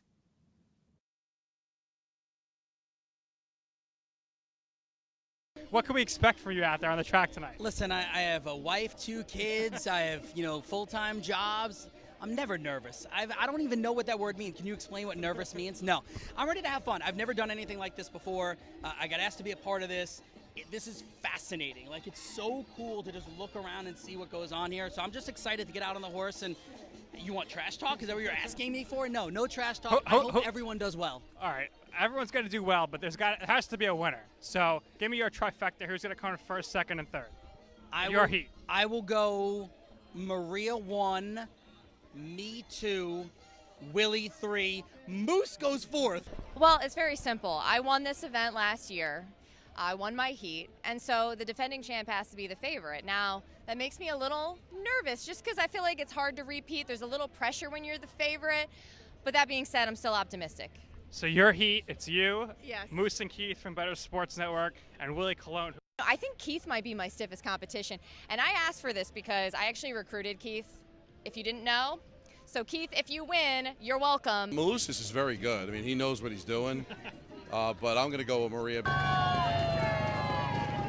Keith is waving to the crowd. He must pay attention because they're off. It's Mark Malusis going for the lead. Maria Marino on the outside, and now Keith Irizarry on the outside with speed, and they're 3 wide into the first turn. Woo! Mark Malusis is locked in for his life. 138 and 2. They're into the stretch. Sportscasters Derby 2. And still in front, Keith Irizarry. And now Mark Malusis is trying to squeeze on through. Come on! Back! Come on! Let's go! Come on, dig it! Dig it! Yeah! Keith there is Eric. Keith, you did it all the way, wire to wire, over Mark Malusis. Awesome! That was so cool. The champ is here. Keith, what was it like being out there? Adrenaline rush. You were doing the Instagram live, so there was no panic. You looked cool, calm, collected the whole time, and you won it. I felt really comfortable. I did. Like, I know you were joking with me before. Are you nervous? Are you whatever? What are you? David, the driver, was awesome. He's like, we're gonna win this. I said, all right, let's win this. And he said, let's go. Yeah, I just felt really comfortable. I did. It was fun. We're in the lead. I got Maria Marino on the right side of me, and I'm like, oh my gosh, she's gonna beat us, right? And then out of nowhere, you see Moose coming up this way, and we feel him breathing down our neck. And I'm like, Moose no! on the loose. Watch out. Moose was definitely on the loose, and we just got Moose by a neck, a nose, whatever you want to call it. Yeah, but again, all of this for a great cause, and it was absolutely awesome to do this. It was cool. All right, Keith, congratulations. And no matter what, you could always hold this over Moose's head.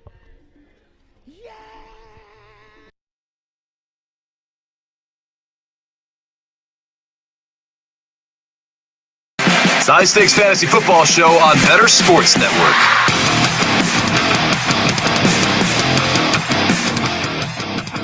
Second hour underway here on the Better Sports Network. This is the High Stakes Fantasy Football Show. I'm Eric Balkman from the FFPC, the HSFF Hour, RotoViz High Stakes Lowdown. He is Andrew Erickson, the analyst of football from FantasyPros. 2 top 10 weeks in last year's rankings competition. And you love Deontay Hardy. I feel bad I didn't put it on the show sheet. Do you want to make your case for Deontay Hardy? We're just talking about Gabe Davis. What can you say about Deontay Hardy right now? Well, I mean, if you're looking for a guy that has a really high target rate that doesn't require a top 40 wide receiver draft pick like Kadarius Toney, Deontay Hardy is actually the second highest paid wide receiver on the Buffalo Bills. And before he got hurt last year with the New Orleans Saints, he was a really explosive playmaker. He basically was in that Rashid Shaheed role. I know a lot of people like Rashid Shaheed because he's like super efficient on like low targets. That was Deontay Hardy the year before, but now basically instead of it being Rashid Shaheed catching passes from Derek Carr, just imagine Rashid Shaheed catching passes from Josh Allen.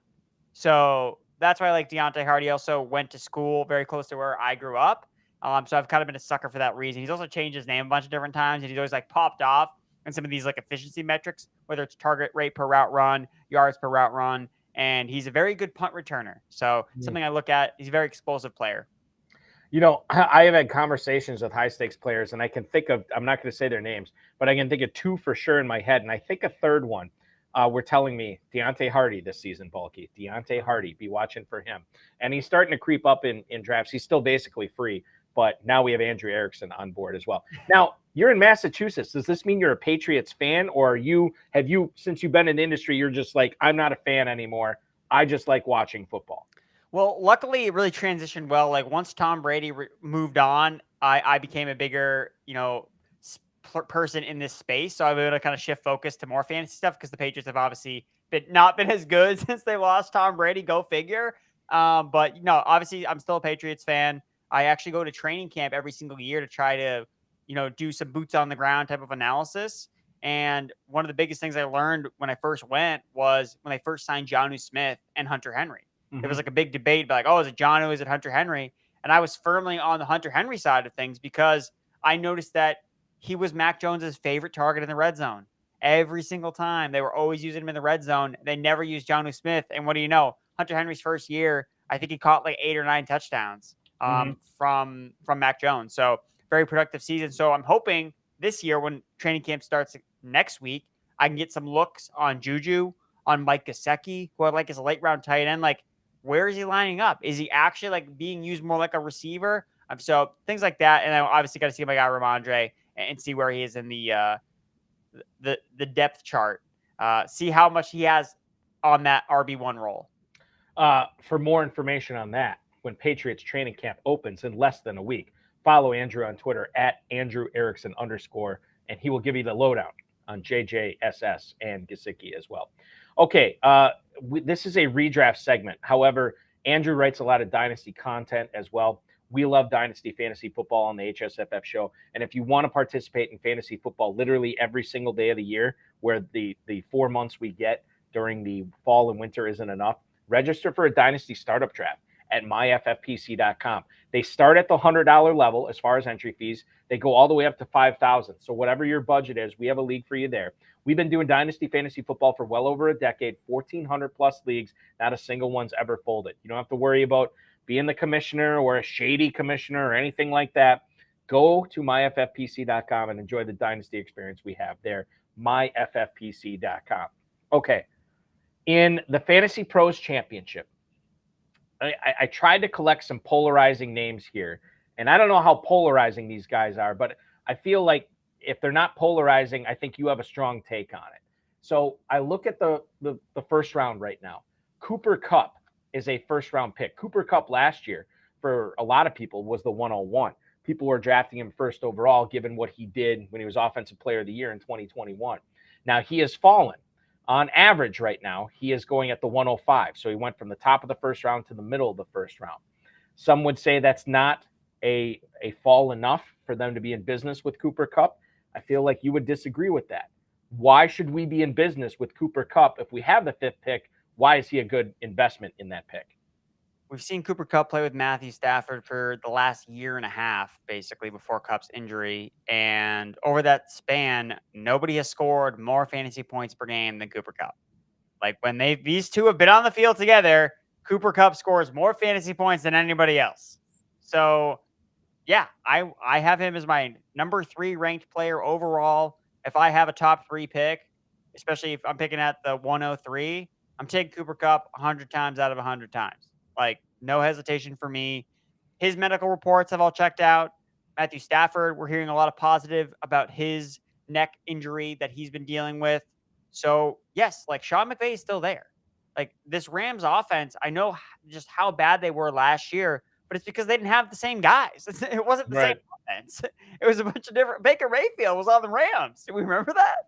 Like, it wasn't the same team. So I think people are just kind of forgetting about that and writing Cooper Kupp off a little bit too much. Not looking at, dude, this guy was a monster even before his injury last year. First in wide receiver points per game, commanded the league's 2nd highest target share, over 31%. Who else is Matthew Stafford going to throw the ball to? Van Jefferson? Puka Nacua? Tutu Atwell? Tutu Atwell might blow away in the wind if it's out there. So, and they play in a dome. And there's no, honestly, if I'm concerned about, well, it's a bad way to phrase it. The number 2 pass catcher for me on Los Angeles this year is probably Tyler Higbee. Yeah. And he doesn't scare me at all. Like that to me does not. Oh, I like Higbee a lot. I'm not he gets draft the left. Kupp. He just gets the leftover targets. Right. Exactly. Yes, that's a great point. Cooper Kupp is going basically 1 slot ahead of another player I'm going to ask you about right now. Tyreek Hill is the wide receiver 4. Cooper Kupp's the wide receiver 3. Tyreek Hill is going on average at the 106, 4th receiver off the board. His real-life teammate, Jalen Waddle, wide receiver 11 at the 207 right now. So you're basically looking at a round and a half separating Tyreek Hill, maybe about a round, separating Tyreek Hill and Jalen Waddle. When you consider the draft capital, which is steep for both of them, when you consider the draft capital, Andrew, who's the better Dolphins receiver to draft this year? Is it Tyreek Hill or is it Jalen Waddle? I mean, it's got to be Jalen Waddle, right? Like, are we going to really fade a guy entering his 3rd year at age 24 after an absolute monster sophomore year, former 1st-round pick? The dude can absolutely fly. When Tua was healthy last year, over 15 fantasy points per game, wide receiver 7 numbers, over 85 receiving yards per game with Tua healthy. Look, is Tyreek Hill going to have a 31% target share again, and Waddle's going to be down at 21%? Like, I wouldn't bet on that happening. I think the gap is going to close between these 2 players. Like, why wouldn't it? Tyreek Hill's getting another year older. Jalen Waddle is now entering his prime. Like, I understand it's hard for us to see them kind of merge, but this is the natural state of how things happen. When we're talking about the 2024 draft, is it just going to be Tyreek Hill over Jalen Waddle again for a 3rd straight year? I don't think so. I think it's going to be Waddle over Tyreek Hill. So I want to get ahead of the curve now by drafting Waddle instead of Hill in round 2 versus Hill in round 1. because I think that's where the better value is. When you look at the spike weeks with Jalen Waddle last year, he had one fewer top 3 finish than Hill, and his top 12 rate, basically finishing as a wide receiver 1, was 38%. That was the same as A.J. Brown and C.D. Lamb. He's putting up those types of numbers, and the only reason he's going behind those guys is because, well, he's the number 2 on his offense. Well, he's the number 2 right now, but I think when the season's all said and done, he may not be the number 2 anymore.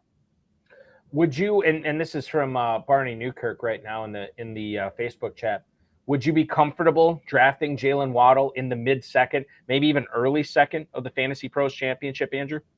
100%. Yeah. Okay. Now, I'm going to do this. 2 follow-up questions to this. Let's do a would you rather real quick. Would you rather draft Jalen Waddle or Garrett Wilson? Oh, God, I hate this question because I love them both so much. So it's close. It's very close. No, yeah, this one is close. I go back and forth with Garrett Wilson a lot of the time. I think for me, it's probably going to be, man, this one. I hate. Guys, you're really pushing me on this question. I'm going to say I'll say Garrett Wilson for now, but don't hold me to it. I could change my mind. Barney says Garrett Wilson as well. I want to the 3 guys that are going immediately behind Waddle. I just want to confirm you would take Waddle over Chris Olave, Devontae Smith, and T. Higgins, right? Correct. Okay, perfect. The second part of this question, and this goes back to the Anquan Bolden, Larry Fitzgerald days in Arizona. I remember in the FFPC main event, there were a lot of people that would draft Fitzgerald as like a 1st or 2nd round pick. Bolden was like a 2nd or 3rd round pick. Yet Kurt Warner wasn't being drafted until like round 12 or round 13. And understandable, it was only a start 1 quarterback league, right? But I was like, and me and my buddy were talking about this, like, if you're taking Fitzgerald and Bolden that high, why is Warner not going till 10 rounds later? This happened with another quarterback, and it's escaping my mind. I think it was Eli Manning. I could be wrong on that. But these 2 receivers that are being drafted super high, and then the quarterback is being drafted way low. This year, we already said Tyreek Hill, middle of the 1st round. Jalen Waddle, middle of the 2nd round. Tua Tagovailoa, he's going all the way down in the mid-11th round by Dak Prescott. Should he be drafted higher? And this gets into the concept of stacking in the Fantasy Pros Championship. If you had Hill or if you had Waddle or maybe you have both, would you be willing to go up a round or maybe 2 rounds to get Tagovailoa to make sure you have that stack? I'm going to say no. I don't think that Tua is necessarily a great fantasy quarterback because he doesn't run. Like that's the cheat code. Like he doesn't run. Like he's a pocket passer. So for me, it's like, yeah, you could be aggressive drafting Tua, but what about just draft Kirk Cousins? Like Kirk Cousins has good weapons too. And, he has less of an injury concern long term. You could say the same thing about Geno Smith. Geno Smith has 3 receivers that we all want to draft. And he goes later than everybody else, and he runs more than Tua does.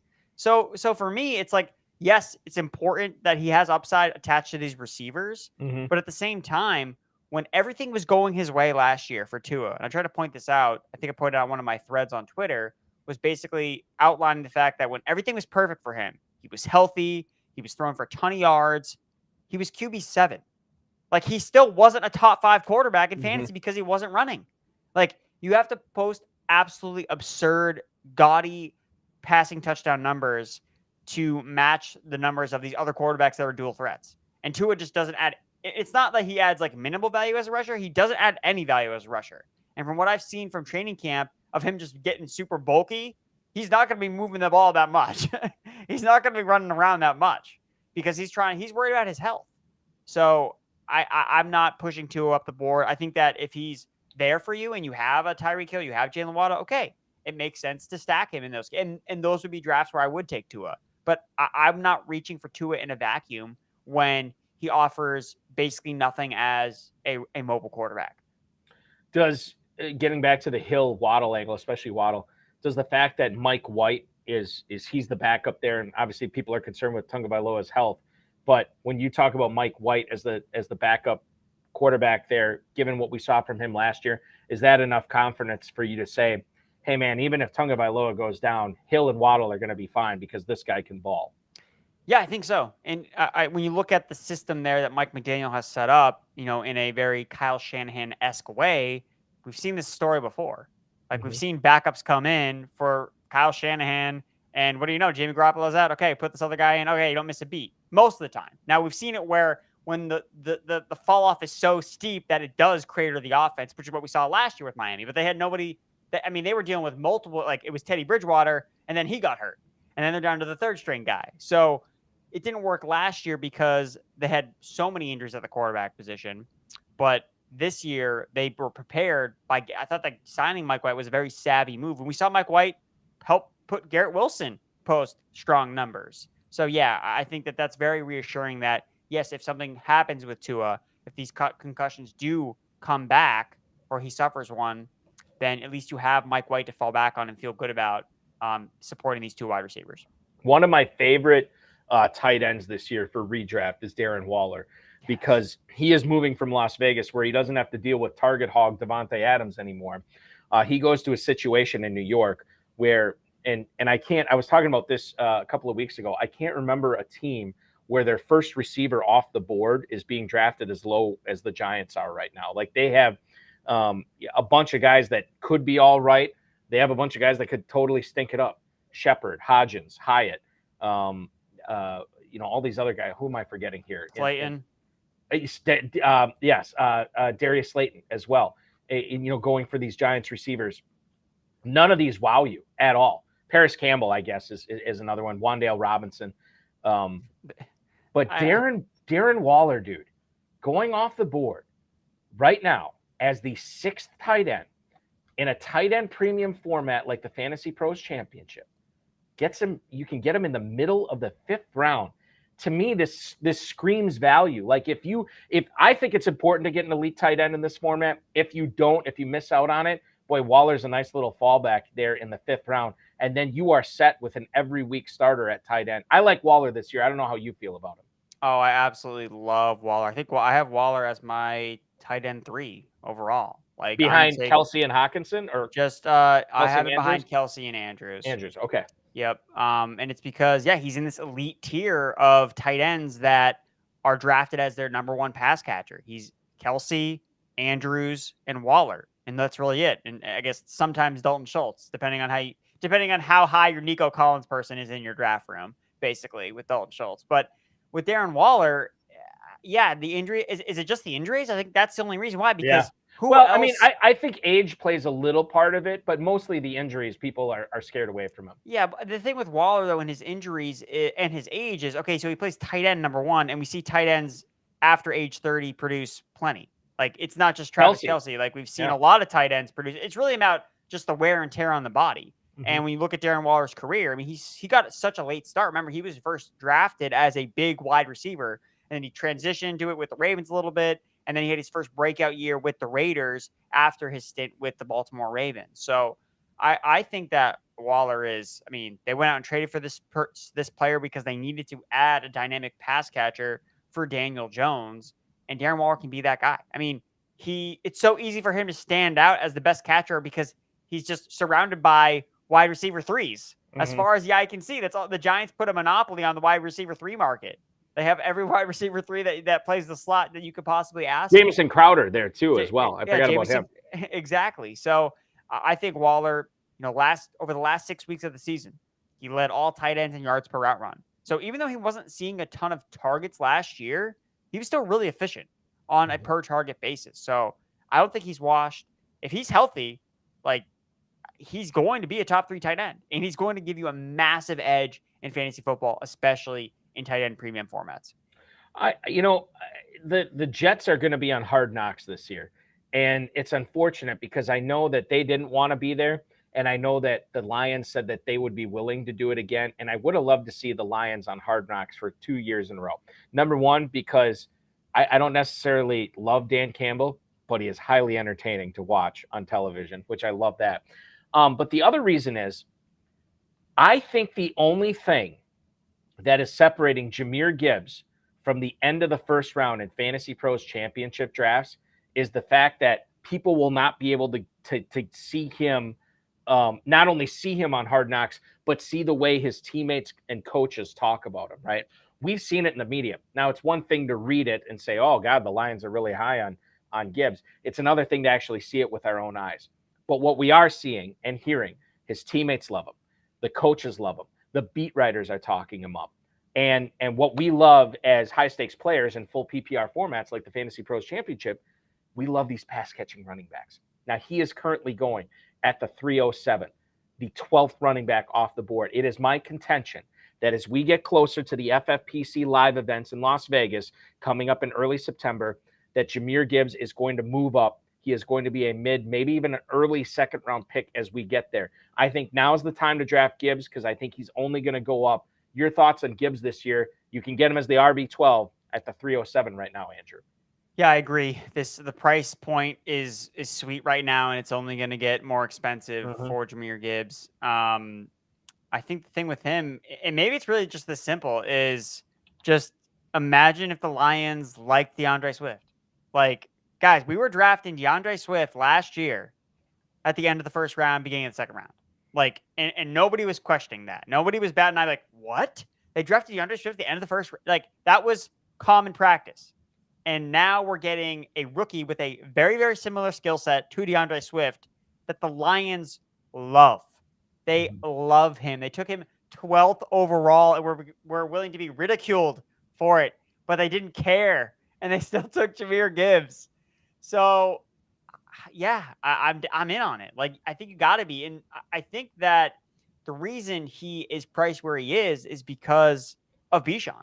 Like, we're just not accustomed to having two rookie running backs in the first round where it's like, oh, well, you know, Bijan is obviously like the shiny new toy. Like, he's the rookie running back you want, when it's like, well, wait a minute. Like, you can like Bijan, but like, you can also like Jahmyr Gibbs. Like, you don't need to only like one rookie running back. So, you know, Bijan is actually kind of helping keep Jahmyr Gibbs' price down because all the shine for this prize rookie running back is now trying to be, it doesn't need to be shared.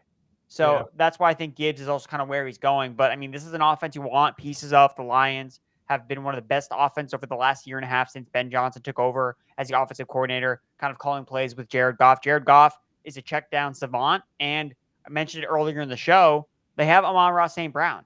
Like, would it surprise anybody if Jahmyr Gibbs is like the number 2 target on this offense? I don't think so, especially with Jameson Williams coming back from a suspension. We don't know how effective he's going to be when he first gets back on the field. You have Sam Laporta. You have a bunch of other wide receiver threes, Marvin Jones, Josh Reynolds, Khalif Raymond, Denzel Mims. Like, are the coaches really going to dial up targets for those guys? Or are they going to be like, we're just going to give the ball to Gibbs and throw the ball to Gibbs because we drafted him 12th overall? I think I'm going to side with the latter there, Eric. Let me ask you this. Are you a fan of the Marvel Cinematic Universe? Yes, I would say I'm a fan. Perfect. So you understand the multiverse. Yes. Let's go to a different universe right now where Bijan Robinson is not drafted by the Falcons. And in fact, Jahmyr Gibbs is the only running back drafted in the 2023 NFL draft first round. If that's the case and he goes at the exact same spot, how high are we drafting Gibbs this year with no Robinson? Would he be a first-round pick? He's probably going right where DeAndre Swift was drafted last year. So right at the end of the first round, beginning of the second round. Yep. And I think you're right, by the way. But I think we have to, and nobody's talking about this too. Like, we have to look at this in terms of Robinson and Gibbs are two separate players, and what Robinson does and where he is drafted should not necessarily have any kind of bearing on where we pick Gibbs. And yet I feel like, as your point, as you stated in your point, it does. Like, high stakes players it has an effect on them. And I don't think it should. And I think Gibbs right now, listen, this is why you draft early. And we're not even early anymore. It's July 20th. But this is why you draft right now, is so you can get the discount on Jahmyr Gibbs before he is going a month later in the early to mid second round, which is where I think he is going to be going. Okay, moving on to another running back. We talked about trying to find the fantasy goodness in Kansas City receivers. I feel like for years we've been chasing the fantasy goodness or lack thereof from the Kansas City running backs. We have seen pockets of greatness, you know, with Clyde Edwards-Helaire. For the first part of last season, Clyde Edwards-Helaire looked awesome, right? And then we've seen pockets of goodness from Jerick McKinnon over the last couple of years as well. I specifically want to ask you about Isaiah Pacheco here, a guy who is in the non-contact yellow vest for the Chiefs right now, running back 30 at the 7-12. He's going behind Javonte Williams. He's going behind Alvin Kamara. He's going ahead of James Cook, and he's going ahead of Antonio Gibson. Pacheco at the end of the 7th round, is that a spot that we should be looking at drafting him, or would you be more comfortable drafting a different running back at that point? I'm not comfortable drafting Pacheco there. You know, when it comes to these Chiefs running backs, you kind of mentioned it with, you know, them all having like these pockets of production. It's like a hot potato, right? And the Chiefs are willing to churn through running backs because they're just going to use who's ever effective for that stretch of games. And then some guy gets hurt or isn't as effective, and they move to the next guy. And this wasn't just last year. We've seen this for multiple years, whether it was, Damian Williams got hot, we're going to use him. Darrell Williams got hot. We're going to use him now. Like, and you don't want to be left holding the bag with the guy as the potato gets cold. And then that's the guy that flames out. And that's what I feel like it is with Pacheco. Now, Pacheco ended the season hot because he became the guy, but now he's injured. And just the way that Pacheco plays, he's such a violent runner. He's a 7th round pick. He knows he has to run like that because that's the only way he's going to get playing time, but it's going to take a toll on his body, as we've already seen it here with him recovering from shoulder surgery. So for me, it's, dude, Clyde Edwards-Helaire is free. Like, you can get for free. We saw him, like you said at the beginning, he was productive because he plays on the Chiefs offense. And it's really less about, is Edwards-Helaire good or not? It doesn't matter if he's good because he's an 18th round pick at this point. And he has a 3-down skill set. He can catch passes and he can get goal line work. That's all he needs to be able to do. He doesn't need to be an efficient rusher in between the tackles because he's going to get put into a position where he can succeed as part of the Chiefs offense. And there's no risk associated with drafting him. Whereas Pacheco, I mean, you're pushing your chips in on Pacheco staying and keeping the job. But how tight of a hold does he really have on that as a 7th round pick? It's just so hard. He has to do everything right. I get Elijah Mitchell vibes, unfortunately, from Isaiah Pacheco, where he was so great as a day 3 rookie, but the minute that he falters in any way or gets hurt, like, they're going to try to replace him again. Like, they've already talked about like Deneric Prince at Kansas City Chiefs camp. It's like, okay, what if he just like happens to be this year's Pacheco? So for me, it's like I can't invest a 7th round pick in Pacheco when I don't know how healthy he is. I don't know how many passes he's going to catch. Like, I don't know how his job security is. You know, I think that a good litmus test was a lot of these running backs where we're kind of concerned about like, okay, like what's their job security? Is you want to ask yourself, okay, tomorrow Leonard Fournette signs with the Chiefs. How do you feel about Pacheco? Are you like, oh man, like that's bad? Or is it like, oh, I don't care? If your initial reaction is like, oh no, that's bad, then you got to take a step back and be like, well, why am I drafting this guy in the first place? It's a good point. It's a really good point. I think we know where you stand on Pacheco there. And I think, quite frankly, I think you convinced me, a guy who was on the fence, I'm probably going to be staying away from him at that price point, at least. And by the way, a few high-stakes players have already told me about Deneric Prince and how they've been drafting him. They like him quite a bit this year as a late-round pick. Barney Newkirk already saying, stay away from Chiefs running backs. He's learned his lesson, as have I. We're staying away. A guy who maybe hasn't learned the lesson of not speeding when you become an NFL player is Jordan Addison. You know, I haven't heard anything, and I'm assuming there's no narcotics or alcohol involved in this, like there was with Henry Ruggs. But Jordan Addison last night got cited for driving 140 miles an hour in a 55-mile-an-hour zone. And I think the biggest thing I learned from this is Lamborghini makes like an SUV or a crossover. I had no idea, and I'm mispronouncing this. Lamborghini Urus or Urus is apparently like a crossover SUV vehicle produced by Lamborghini. I had no idea. I'm not a young man anymore. I can't stay up on what the kids are doing, Andrew. But apparently this is what happened last night. Citation for speeding and reckless driving for Addison. I can't imagine he's going to be suspended for this, but there's a non-zero chance of anything. Your thoughts on... I don't necessarily want you to read into this too much because we know he won the Biletnikoff when he was at Pitt, and then he went to USC, played with the Heisman Trophy winner, and his numbers took a step back. I don't know if we can glean anything from this. I don't know if we're seeing, if we're getting into the mind of Jordan Addison, what type of player he's going to be. But let's just keep it from redraft, a redraft standpoint. He was my 4th receiver I drafted in the Scott Fish Bowl this year. He is going to be playing behind a couple of target hogs in Minnesota in Justin Jefferson, and TJ Hawkinson. Wide receiver 40 is where he's going in the Fantasy Pros Championship at the 806. Number one, does this citation affect the way you're thinking about Addison and drafts at all? And number two, would you be willing to sink an 8th round pick into a guy who is probably going to be, at best, the third the third pass catcher targeted on this offense? Yeah, I don't want to change my opinion on him from a fantasy perspective, too much, based on this. I don't think that he's going to get suspended or anything like that. It's just kind of sad as just like a poor judge of character. Now, he's still like a super young player, so hopefully it's just a misjudgment on his part that, he would drive that fast in that type of area.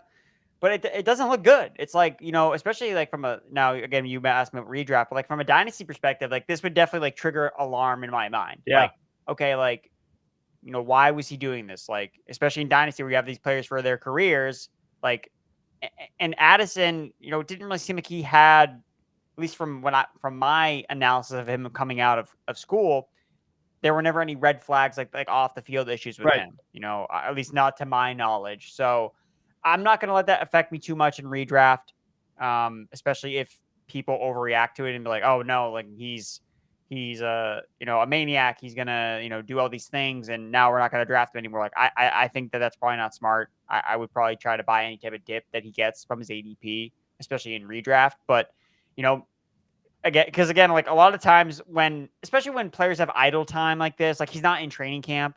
So like maybe that's part of the reason why, maybe he's trying to get home for curfew. Like I haven't heard like his side of the story here. Like maybe he's like, yeah, I was just being dumb, like, or I was just trying to like drive fast. I don't know. So for me, I still like drafting Jordan Addison where he goes, especially now if he falls, because that wide receiver 2 role in that Vikings offense is super appealing. I mean, Adam Thielen was top 10 in routes run per game last year, and he was dust. So now it's just like you're putting in Jordan Addison, explosive playmaker who can play inside, play outside. He's always going to get single coverage because of Justin Jefferson on the other side of the field. So he's going to put up spike weeks. He's going to have productive games. This Vikings offense is fast paced. They like to throw the ball a ton. I don't have a lot of faith in their running game that they have right there. So I think it's going to be Kirk Cousins slinging the ball to Addison, Jefferson, and Hawkinson. So I'm excited for him, and I would definitely still be in on Jordan Addison at the current price tag. Addison going right behind Burks and Pickens, right ahead of Gabe Davis and Elijah Moore. Barney Newkirk thinking that, well, maybe he was just trying to beat the Uber Eats driver home. Who among us haven't been in that position before? Like, non-zero chance of anything, as I always like to say. There is a non-zero chance, in fact, a way better than a non-zero chance, that we're going to give you some good zero RB best ball targets coming up in the next segment, ladies and gentlemen. We have Andrew Erickson here as our guest co-host tonight. From Fantasy on consignment from FantasyPros.com. You follow him on Twitter at Andrew Erickson _. Listen, if you're going 0 RB in a national tournament like the Fantasy Pros Championship, the FFPC Best Ball Tournament, what have you, the FFPC main event, you need to know which running backs you need to get. Andrew did a draft where he actually took a bunch of these 0 RB targets. He's going to let you in on who those players are when we come back. This is the High Stakes Fantasy Football Show. I'm Eric Balkman. He's Andrew Erickson, and you're watching the Better Sports Network. The High Stakes Fantasy Football Show with Eric Balkman. So let's get into some best ball philosophy here. Yeah. In your experience, going back many, many, many years, drafting in national tournaments, Bradley, have you historically been shying away from the running back position in favor of wide receivers? In favor of, if you're drafting in the FFPC tight end premium format, in favor of tight ends as well? Is that the smart play when you're drafting this early in the drafting season? Yeah, so taking value is going to be huge, and looking at like running backs and wide receivers, like you want to take a look at how the structure is. So you mentioned earlier the FFPC has a couple different types, like they've got super flex and one quarterback, and so that's going to change your strategy a little bit if you have only 2 wide receivers or if you're drafting 3 wide receivers. And of course, the PPR is a different aspect compared to other formats or other tournaments. And so keeping in mind the pass catching upside of some of the running backs may be more valuable in those formats. So the Austin Eckler's, the Christian McCaffreys may be more value because they get more receptions, and so like I loved taking late shots a couple years ago on like the JD McKissicks of the world, who would get 50 receptions really cheaply. So that's something to consider. But when it comes to like overall value, like you're drafting, you're in the middle of a draft, and you just notice that, I don't know, maybe it's Chris Godwin has fallen 14 spots, but Chris Godwin was not in your plans to be drafting. Like maybe you don't have a strong player take on Chris Godwin, or we're not like, my take is that I don't think the Bucs are going to be particularly good this year. But for him to be dropping, let's say 14 spots is more than a full round. And based on the data that we've seen, if you get to draft a player more than 12 spots ahead or behind ADP, so they drop 12 or more spots, you have an 84% edge over the rest of the tournament players who are drafting this player, because typically this player isn't going to drop.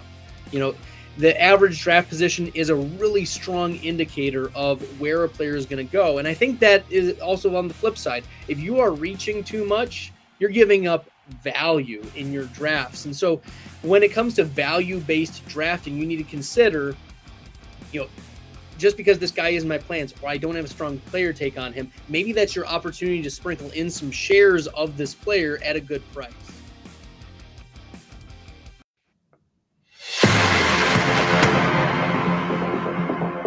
It's the High Stakes Fantasy Football Show on Better Sports Network.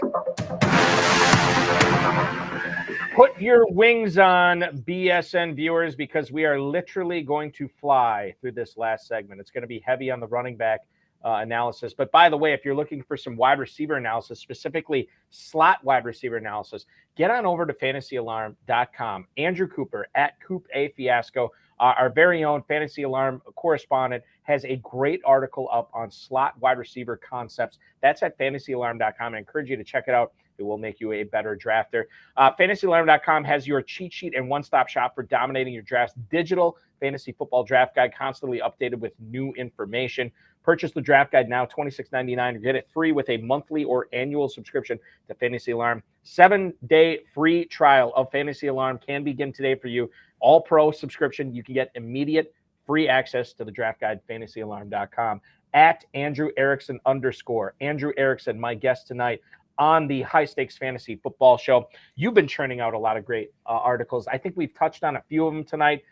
You produce so much, I can't get to all of them, which is unfortunate. But I do want to touch on one that you've done.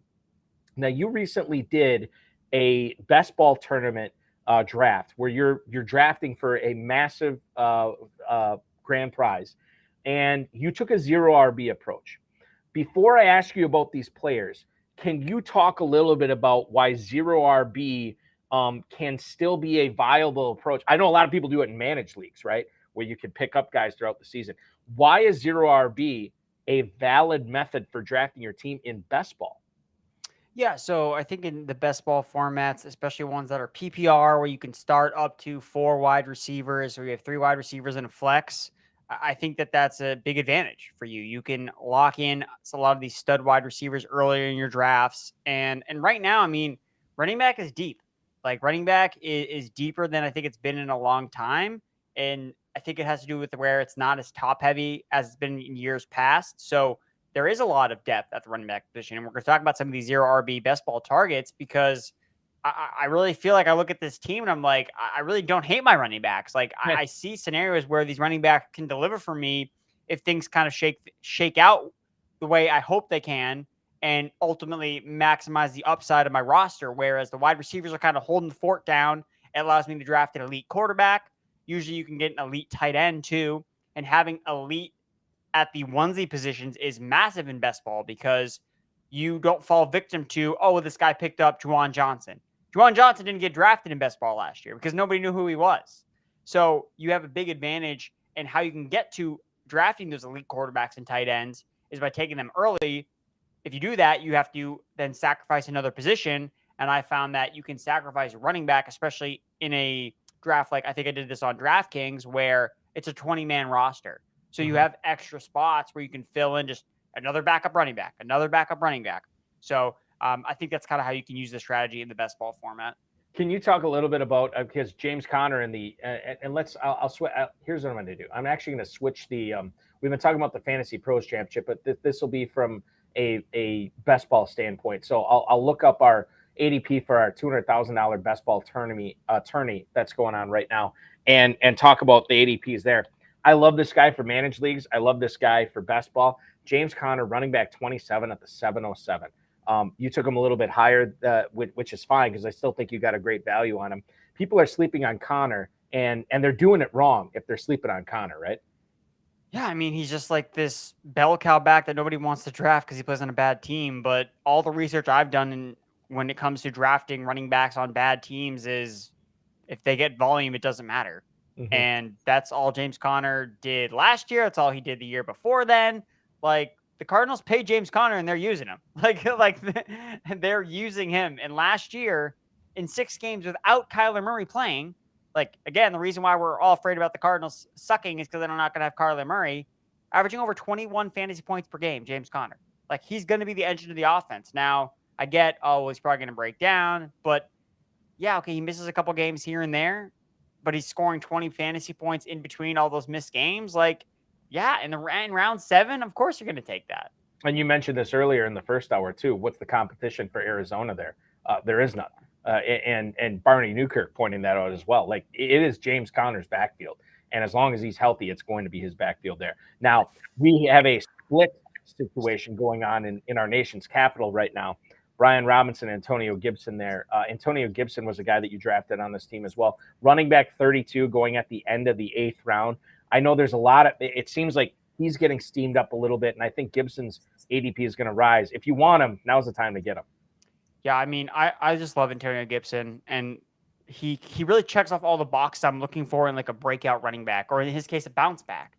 You know, he has proven production. He's been a fantasy RB1 before. Yep. Like, it really wasn't that long ago that he was posting top 12 fantasy football numbers. He has a 3-down skill set. He has the size. He has the speed. He has the track record of production. And the only reason he's not being drafted higher is because they drafted a guy named Brian Robinson. They drafted a guy named Chris Rodriguez. But it's a new offensive coordinator. Eric Bieniemy's coming in. And we've seen him turn the table on some of these backfields in Kansas City, like we talked about before. He made Jerick McKinnon a basically top 10 running back. A 31-year-old journeyman Jerick McKinnon because of his pass catching.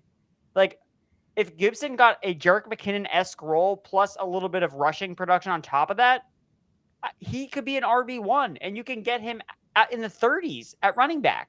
So I love Antonio Gibson, and I think that his skill set, specifically as a receiver, plays very favorably in how I kind of see the Commanders' season playing out.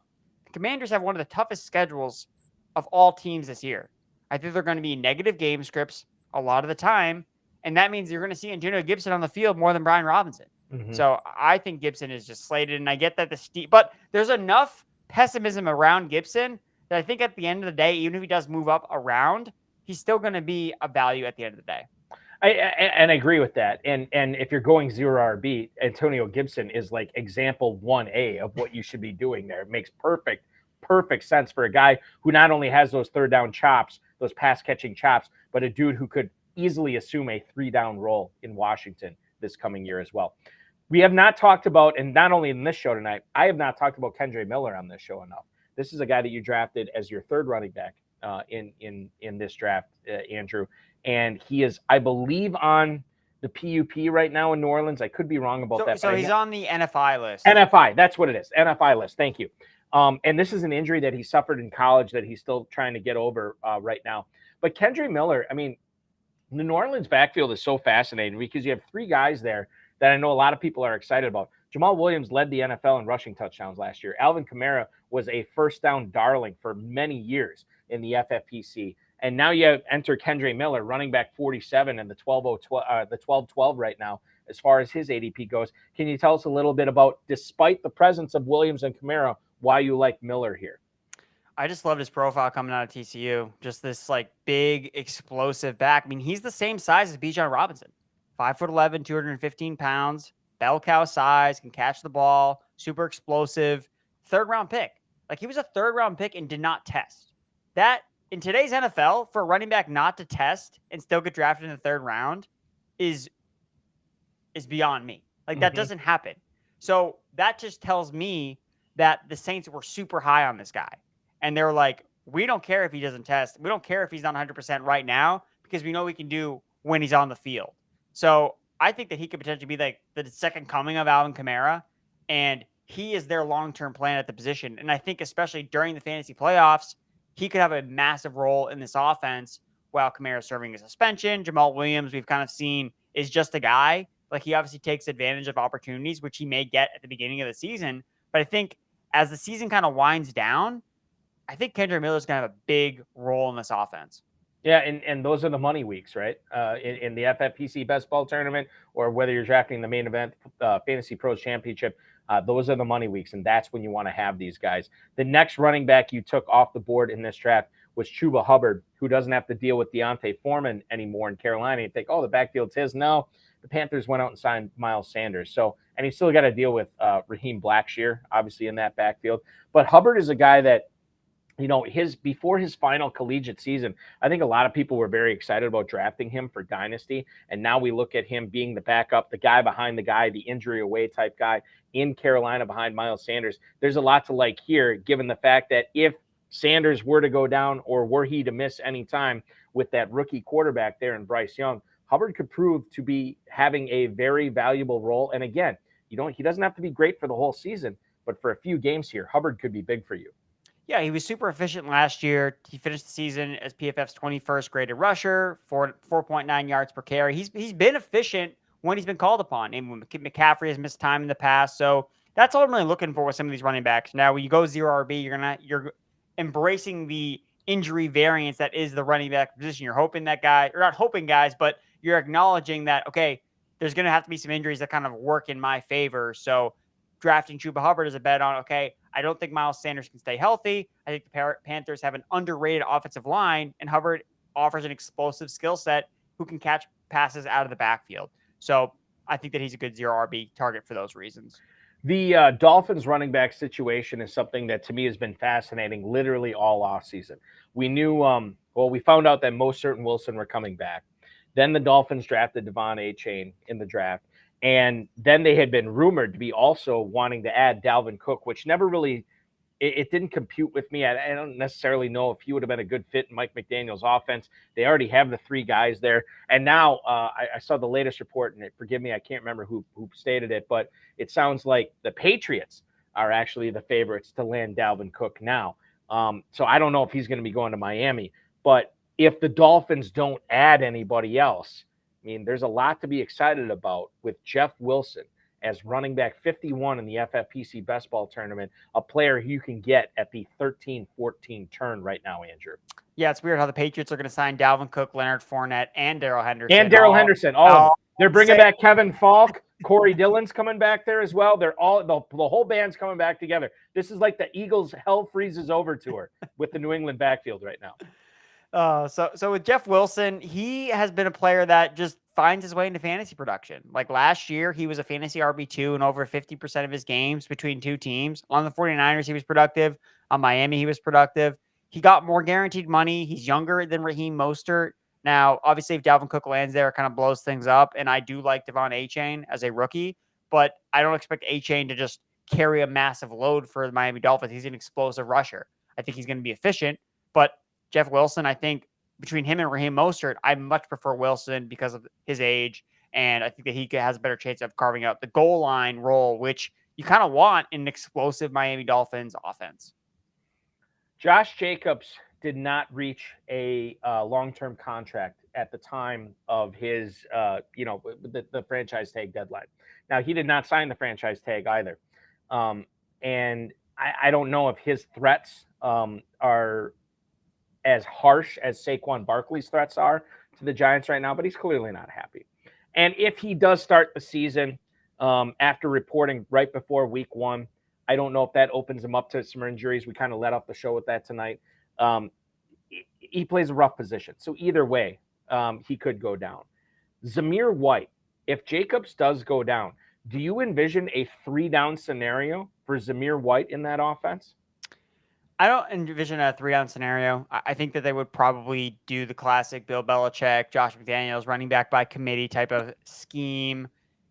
I could see them even adding a free agent running back, but I think White would be next in line to at least take on the lion's share of work in the backfield.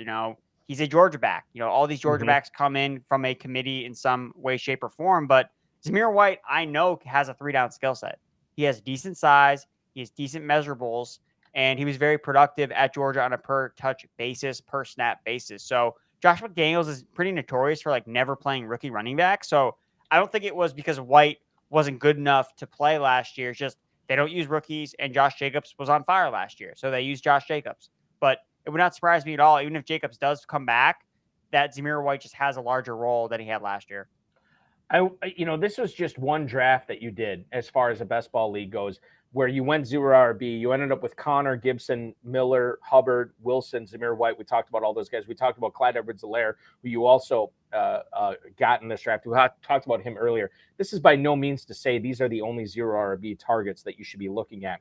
For somebody else who, maybe some of these guys are gone, or maybe they want to look at somebody else, who are some of the 0 RB targets maybe that you didn't get in this draft, Andrew, that you're a big fan of? Jalen Warren for the Pittsburgh Steelers, I think, is a nice 0 RB target. I think Najee can bounce back, but it seems like Jalen Warren's going to have a role in this Steelers offense regardless. And if Najee can't stay healthy or is inefficient, you could see Warren potentially taking on an even larger share of an offense that I think is going to be ascending in 2023. And then Kenneth Gainwell. I think that he's a guy in PPR formats. He's the incumbent on the Eagles. They added a bunch of new running backs, but Kenneth Gainwell was there last year. They trusted him down in the playoffs. Kind of reminds me of how the Chiefs trusted Jerick McKinnon down the playoffs, and he had a massive year the following season. So don't overlook Kenneth Gainwell. Last thing here, FantasyPros.com, at Andrew Erickson _ on Twitter. Are those the best places where we can get the maximum amount of Andrew Erickson content right now?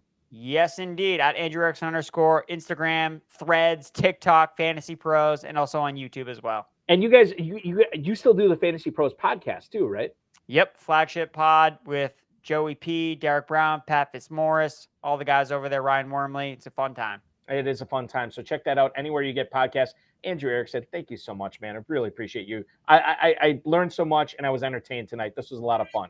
Hey, we brought the dad jokes, so it was a good time. More dad jokes coming next Thursday at 7/6 Central when the HSFF show returns. I want to thank Andrew Erickson, our producer, Anthony Rivera as well. Remember, you can win a $1 million grand prize at the FFPC. Actually, 2 of them. You can win a $1 million grand prize in the Fantasy Pros Championship when you register. Just a $350 entry fee to win $1 million. The FFPC main event also offering a $1 million grand prize as well. Play fantasy football year-round with the Dynasty format at myffpc.com. 1,400-plus leagues. None have folded in more than a decade. Thanks so much for watching, everybody. We'll be back next week. Dynasty Nerds and Garrett Price up next on the BSN.